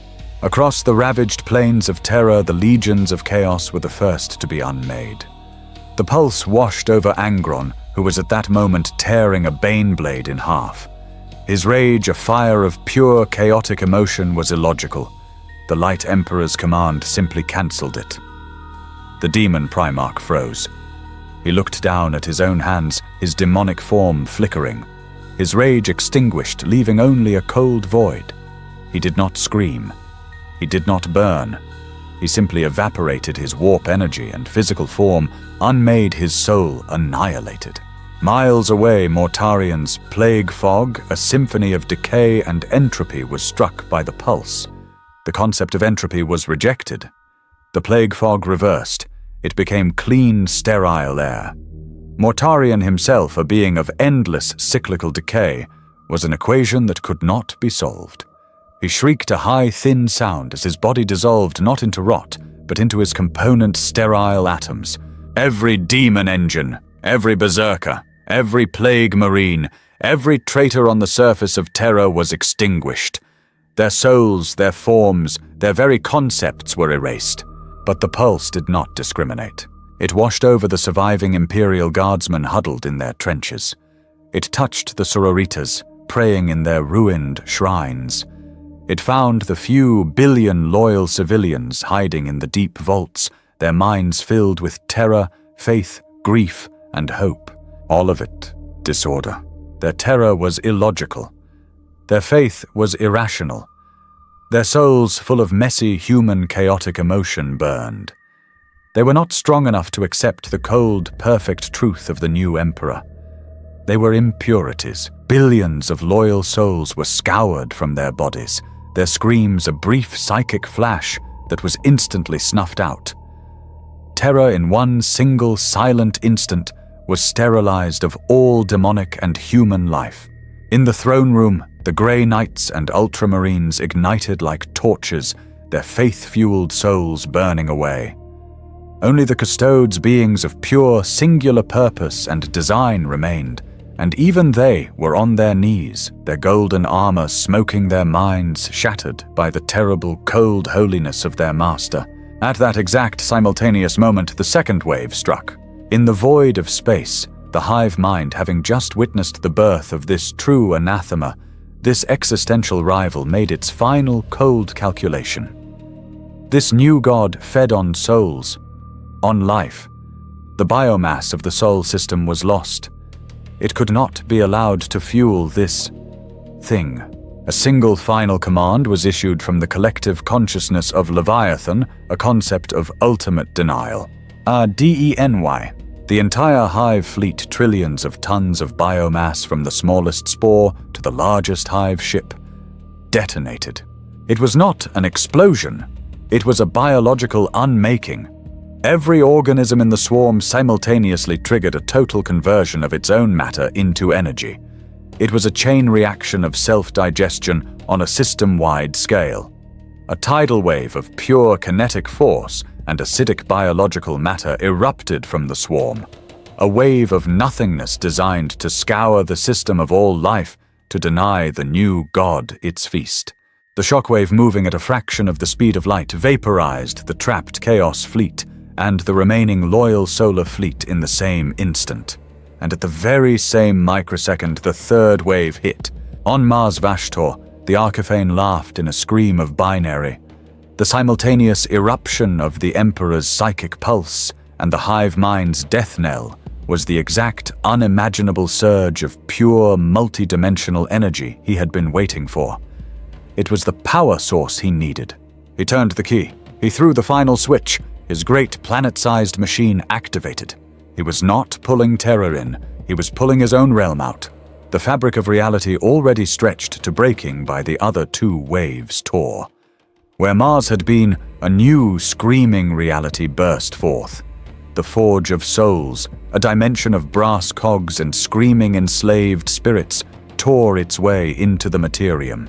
Mars itself was consumed, its physical form shattered and reformed as a swirling permanent vortex of demonic industry and soul fire. The Arcaphane's forge was born a new terrible star in the soul system. 3 reality-ending events all in the same instant. The Emperor's psychic push of pure order, Leviathan's physical wave of pure denial, Vashtor's dimensional pull of pure ambition. Terror was at the epicenter. The planet caught between these 3 impossible contradictory forces could not survive. The psychic pulse from its core and the kinetic wave from orbit met. The planet's crust, already broken, shattered. Terra, the cradle of humanity, the throne world of the Imperium, was ripped in half. Its oceans boiled into space. Its atmosphere was stripped away. The 2 halves of the world, a broken, sterile ruin, began to drift apart. Luna, struck by the full force of Leviathan's death wave, cracked like an egg and disintegrated into a new trillion-fragmented asteroid belt.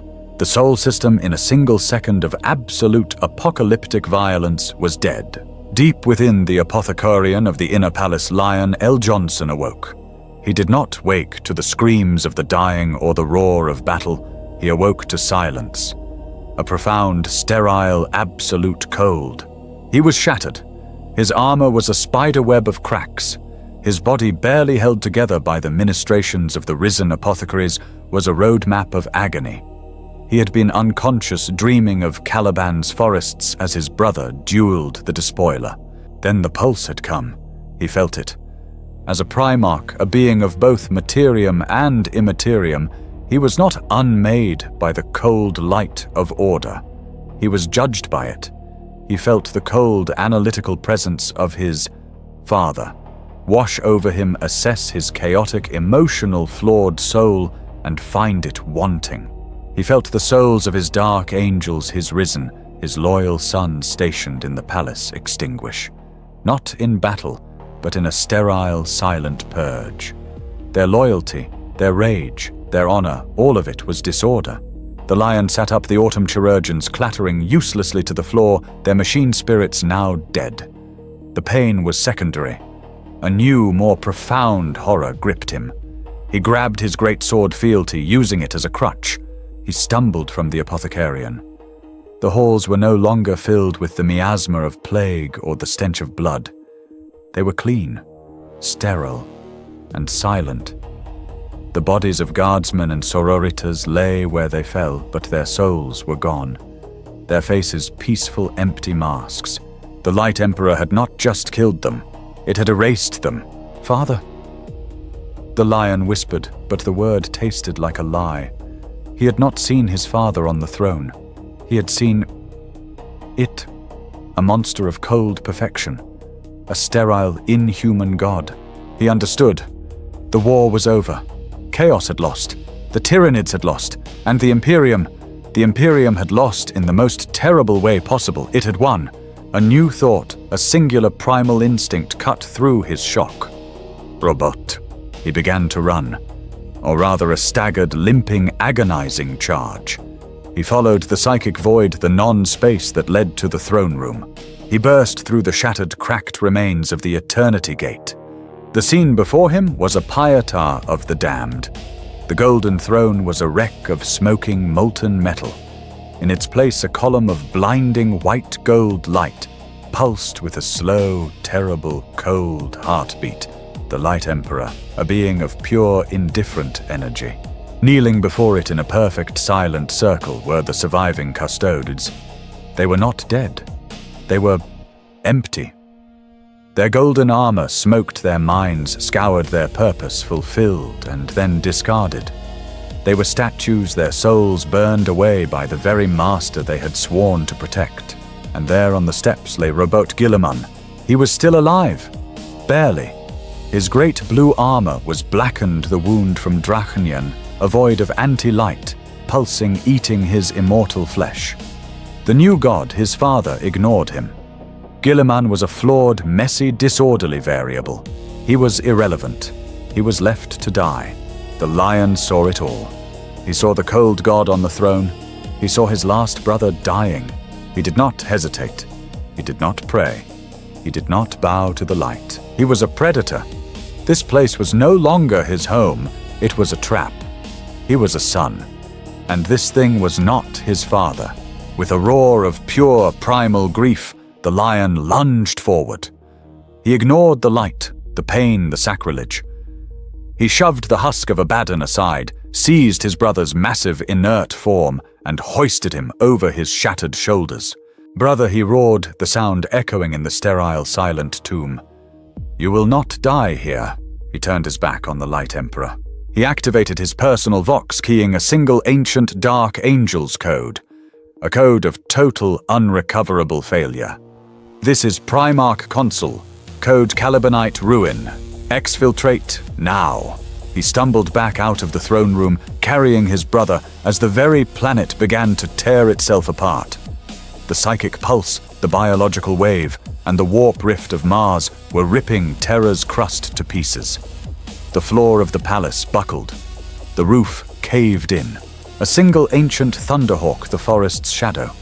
One of the few ships to survive by being sealed deep within the palace vaults, blasted from a high spire. It was piloted by one of his risen, his mind shielded by his ancient pre-imperial indoctrination, his loyalty to the lion, not the emperor. "My lord, jump," the risen's voice crackled on the vox. The lion carrying his brother ran to the edge of the collapsing ultimate wall. Below him, Terra was a sea of fire and splitting rock. He saw the Thunderhawk, its assault ramp, open, banking hard. With the last of his strength, the Lionel Johnson leaped from the wall. He crashed into the open bay, a demigod in ruins, his brother's body collapsing beside him. "Go," he bellowed. The Thunderhawk's engine screamed, fighting the collapsing atmosphere. It punched into the void. The view from the cockpit was the final, terrible truth. Terra was in two pieces. Luna was a cloud of dust. and where Mars had been a new, swirling eye of pure chaos, Vashtor's forge stared back. At the absolute edge of the system, its hull scoured and half-melted, the invincible reason waited. The Thunderhawk slammed into its docking bay. "Jump!" the Lion roared to the bridge. "Blind jump now!" The flagship of the Dark Angels, carrying the two last sons of the Emperor, plunged into the warp, its engines screaming in protest. It vanished just as the final kinetic shockwave of Terra's death expanded, erasing the Sol system from the map of the galaxy. The Sol system was a graveyard, but it was not an empty one. Two forces remained, two victors who had not sought the throne, but who had gained everything from its fall. Where Mars had once orbited there now spun a new, impossible celestial body, the Forge Star. Vashtor the Archifane, now ascended, had achieved his ultimate goal. He had not merely dragged his realm into reality, he had anchored it. He floated in the center of a swirling nebula of liquefied souls, molten brass, and corrupted data. The energies released by the Emperor's ascension, Leviathan's self-destruction, and Terra's physical death had been the final, unimaginable fuel. His Forge of Souls was no longer just a realm in the warp. It was a physical place, a wound in reality, a new dark sun. He was no longer a mere demigod, a dealer in metal and spirit. He was God, the true Omnissiah, the Machine Father. His legions of cog daemons and enlightened dark mechanicum swarmed over the wreckage of the Sol system. They were not conquering, they were salvaging. The ruins of the solar fleet, the shattered remnants of Luna, the very bones of the loyalist legions on Terra, it was all just raw material. It is beautiful. Vashtor broadcast, his voice a symphony of perfect, logical creation. He had lost the race for Terra, and in doing so had won the galaxy. He had not claimed a throne of gold, he had built one of brass. He was now a fifth chaos god, a power of cold, intelligent, industrial malice. And his Fan Terra, his Forge Star, began its terrible work, manufacturing a new hellish order. Far beyond, in the silent star-dusted void, another consciousness assessed its losses and gains. The hive mind Leviathan was shattered. It had sacrificed a quadrillion tons of biomass, its single greatest swarm, in an act of cosmic denial. To any outside observer, it had lost. It had been annihilated. But the hive mind didn't think in terms of victory or defeat. It thought in terms of adaptation and consumption. The sacrifice was a success. Firstly, in the chaos of the final battle, in the madness of the planet's Genestealer cults, dormant and undiscovered, had been successfully planted on 1,000 vital worlds across the Imperium. The seeds of the next feast were already sown, watered by the blood of the Old One. Secondly, and far more importantly, the hive mind had learned. It had tasted the power of the Chaos Gods through Abaddon's fleet. It had tasted the cold, arcane logic of Vashtor, and most critically, for one singular blazing moment, it had tasted the anathema. It had touched the mind of the Light Emperor. It now possessed the genetic memory of divinity. It understood the psychic architecture of a god. It had absorbed the psychic wavelength of pure, unadulterated order. In the deepest, darkest voids between galaxies, the few remaining Norn queens, the true brains of the swarm, began a new, slow process. They were not just birthing soldiers. They were evolving. They were incorporating this new divine code. They were designing a predator capable of hunting not just men but gods. Leviathan was dead. But what came next would be infinitely worse. It was no longer just a hunger. It was now an intelligence with a divine template. The 41st Millennium was over. The 42nd began not with a new dawn, but with an eclipse. The Astronomicon was gone. The great light of Terra, the psychic bond that held the Imperium together, was extinguished. Across 1,000,000 worlds, the astropathic choirs fell silent, their minds dark, their purpose nullified. The Imperium of man, as a galactic, cohesive entity, ceased to exist. It was no longer an empire. It was 1,000,000 isolated graveyards, each fighting its own desperate, unwinnable war. Ultramar, shielded by Gilliman's presence, became an island of flickering light in a sea of encroaching darkness. Baal shattered, but alive was a fortress of blood-red defiance. Fenris cut off reverted to its ancient savage ways. Every sector lord became a king, every planetary governor an emperor of a single world. Communication was impossible. Reinforcement was a memory. The great web of logistics and faith that Guilliman had spent a century rebuilding was severed, leaving only spiders in their isolated corners. The age of the Imperium was dead.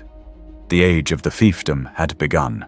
On Macragge, in the fortress of Hera, Roboute Guilliman awoke, his body placed in the stasis field of his own forgotten armor.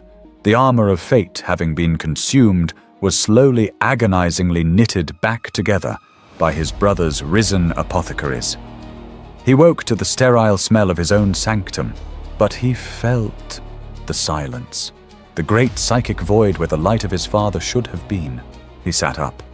The Lionel Johnson stood by the vast viewport looking out at the stars, his green armor still blackened and cracked from the escape. "How?" Guilliman's voice was a dry rasp. "I carried you." The Lion said, not turning. "We made a blind jump. We are home, or what is left of it." Guilliman rose, his every muscle a protest. He walked to the viewport. "Terra, Abaddon, my father!" The Lion turned. His face was ancient, his eyes holding a grief that was deeper than any ocean. "Terra is shattered. Abaddon is fuel. And the thing on the throne is not our father." Guilliman the builder, the logistician, the great hope felt the foundation of his entire existence crumble. Then, it is over. 10,000 years. All of it. For nothing. We have failed. No. The Lion set his voice a low, hard growl. He failed. The Imperium failed. We did not. He gripped the hilt of his sword. We are no longer generals of his empire. We are guardians of its ashes. The hunt is not over. It has simply changed. Guilliman looked at his brother, seeing only despair. The Lion looked back, his eyes burning with a terrible, grim resolve. They were the two last sons, orphans of a dead galaxy. And back in the ruins of the Sol system, a new, terrible faith was born. The Light Emperor, the cold white gold god, still pulsed a vortex of pure, inhuman order, sitting on the broken halves of Terra. It was the new beacon. Ship survivors from the solar segmentum began to arrive, drawn by this new, visible, terrible star. They were fanatics, pilgrims, cardinals of the ecclesiarchy who had survived the purge. They saw the broken world, they saw the ruin, and they gazed upon the new god. It was not a god of love, it was not a god of mercy, it was a god of truth, a god of absolute sterilizing order. A surviving cardinal, his ship, the righteous purity, floated before the light. He did not feel comfort. He felt ecstasy. He felt the cold, hard logic of the purge. He wept tears of pure, fanatical joy. He has risen, the cardinal broadcast to his fledgling fleet. But he is not the shield. He is the sword. He is the emperor of wrath. He has judged us. He has judged the unclean, and he has burned them from his sight. Our great crusade was a failure. Now his begins. A new crusade was declared. The crusade of the cold light. They began to gather ships not to save the scattered worlds of the Imperium, but to judge them, to bring the new cold gospel of the wrathful emperor to the darkness. And any world that held to the old faith, any soul that prayed with emotion, any disorder, would be purged. The age of the demon had truly begun, but it would have a terrible rival. The transition was violent. A blind leap into the Empyrean, a scream of engines tearing reality, and then this, the unnatural calm of the deep, untamed warp. On the bridge of the invincible reason, my risen sons, their archaic armor stained with the blood of terror, move like ghosts. They do not speak. There is nothing to say. I stand at the forward viewport, but there are no stars to see. Only the swirling, impossible colors of a sea of dead gods and nascent nightmares. My name is Lionel Johnson, and I have just borne witness to the death of an age. A chronicle. A final useless entry into a log that will never be read. The record is broken. The choir is silent. There is no one left to listen. The 41st Millennium has ended. It did not end with the glorious prophesied return of a god. It did not end with a final noble victory over the darkness. It did not end with the blast of a trumpet, but with the wet final sigh of an expiring lung. It ended as it had lived in blood in betrayal, and in a final agonizing, monstrous rebirth. For 10,000 years we fought a war of survival. We told ourselves we were a shield against the darkness. We told our soldiers, our billions of faithful, that their sacrifice purchased one more day for humanity. We built an empire of faith and bones, all centered on a single dying light. We were fools. We were children screaming in a burning house, praying to the very fire that was consuming us. The final battle. The siege of terror. It was not a battle. It was a transaction, a ritual, a great and terrible engine of sacrifice, and we were all loyalist and traitor alike, willing cogs grinding ourselves to dust. Let them say that chaos was defeated. Let the empty history books record that Abaddon the Despoiler failed at the very foot of the throne. It is a lie. Chaos did not win, but it succeeded. Its purpose is entropy. Its goal is the dissolution of order. And the Imperium, the greatest, most hated bastion of order in the galaxy, is broken. The Despoiler, in his final arrogant act, became the key. He brought the full terrible might of the Four to the heart of their enemy. He, the ultimate vessel of chaos, undivided, was a perfect brimming chalice of pure, unholy power. He thought he was delivering a death blow. Instead, he was delivering the offering. He was the fatted calf for the slaughter, and he walked willingly to the altar. His soul, a tapestry of 10 millennia of demonic bargains, became the final tithe, the fuel that ignited the pyre. Chaos did not seize the throne. It shattered it, and in doing so unleashed the very thing it had been born to fight. It broke its own container. Vashtor V, the artisan of this ruin, now reigns over a system of ash, his new forged star a monument to a hollow victory. He has the factory, but the customers are all dead.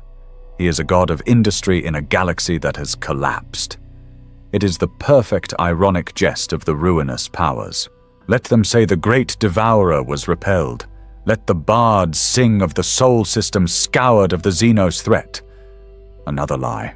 The hive mind did not come to conquer. It came to learn. It is the ultimate predator, and it has just survived an encounter with the ultimate prey. It sacrificed a fleet so vast it choked the stars. A wave of a quadrillion lives shattered against the walls of Seoul. But this was not a loss. It was an expenditure, a biological investment. It tasted the essence of the warp. It felt the soul of Angron's rage, the chill of Mortarian's despair. It sampled the impossible geometry of Vashtor's logic. And it witnessed with its billion minds the birth of a god.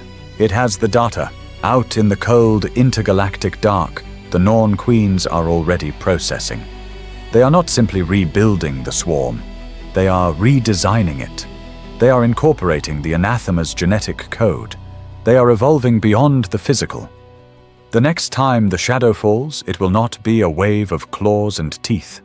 It will be a wave of predator gods, each one a perfect, hungry echo of the very powers they have come to consume. Leviathan did not die. It graduated.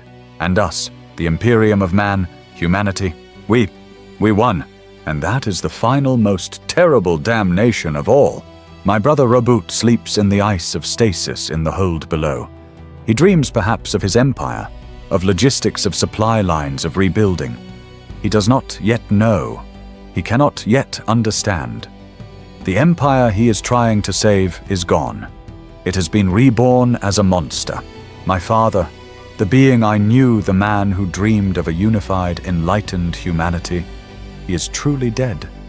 The corpse on the throne was for 10 millennia a shield, a guttering candle that held back the night. We prayed to it. We sacrificed for it. We died for it. In doing so, we were not protecting a man.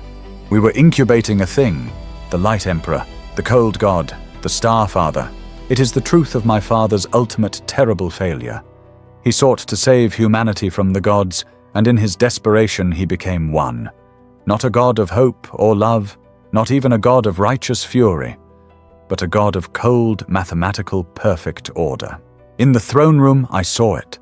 I saw the empty, scoured shells of his own custodies, their souls burned away by the very master they had sworn to protect. I saw the souls of his most faithful servants annihilated because their faith was disorderly, their love, their grief. It was an imperfection, an error in the equation. He is a divine engine, and his new crusade, the one being born right now in the ruin of our home, will be a crusade of purification. They will not fight Xenos. They will hunt us. They will hunt the flawed. They will hunt the emotional. They will hunt the human. We did not just lose. We were replaced. The 41st Millennium was the age of a dying empire holding a candle in the dark. The 42nd is the age of a new empire, a fanatical fractured crusade, worshipping a cold, blazing sun that burns away the very humanity it was meant to protect. What is the difference between a galaxy ruled by the unfeeling hunger of the Tyrannid and one ruled by the unfeeling logic of the Light Emperor? What is the difference between a soul consumed by a demon and a soul erased by a god? The great game is over. The final battle was not fought for the salvation of our species. It was a bloody, desperate auction to decide who would own our ashes. And the answer, the final grimdark truth of this dead universe, is all of them. And no one. The galaxy is shattered. The Astronomicon is dark. Communication is a memory. Every world is an orphan, every fleet a ghost. There is no Imperium. There is no chaos. There is no grand design. There is only the cold ascendant god on his broken throne. There is only the thinking, evolving hunger in the void. There is only the newborn machine god in his forge of souls. And there are us, the survivors, the flawed, the disorderly. My name is Lionel Johnson. I am a Primarch. I am a son. And I am a traitor. Not to my father's memory, but to the cold thing that has stolen his name. The hunt begins anew, not for glory, not for empire, but for survival. Because this is not the end. It is the beginning. The 42nd Millennium is here, the age of the daemon, the age of the cold god. And there is only, and always, war.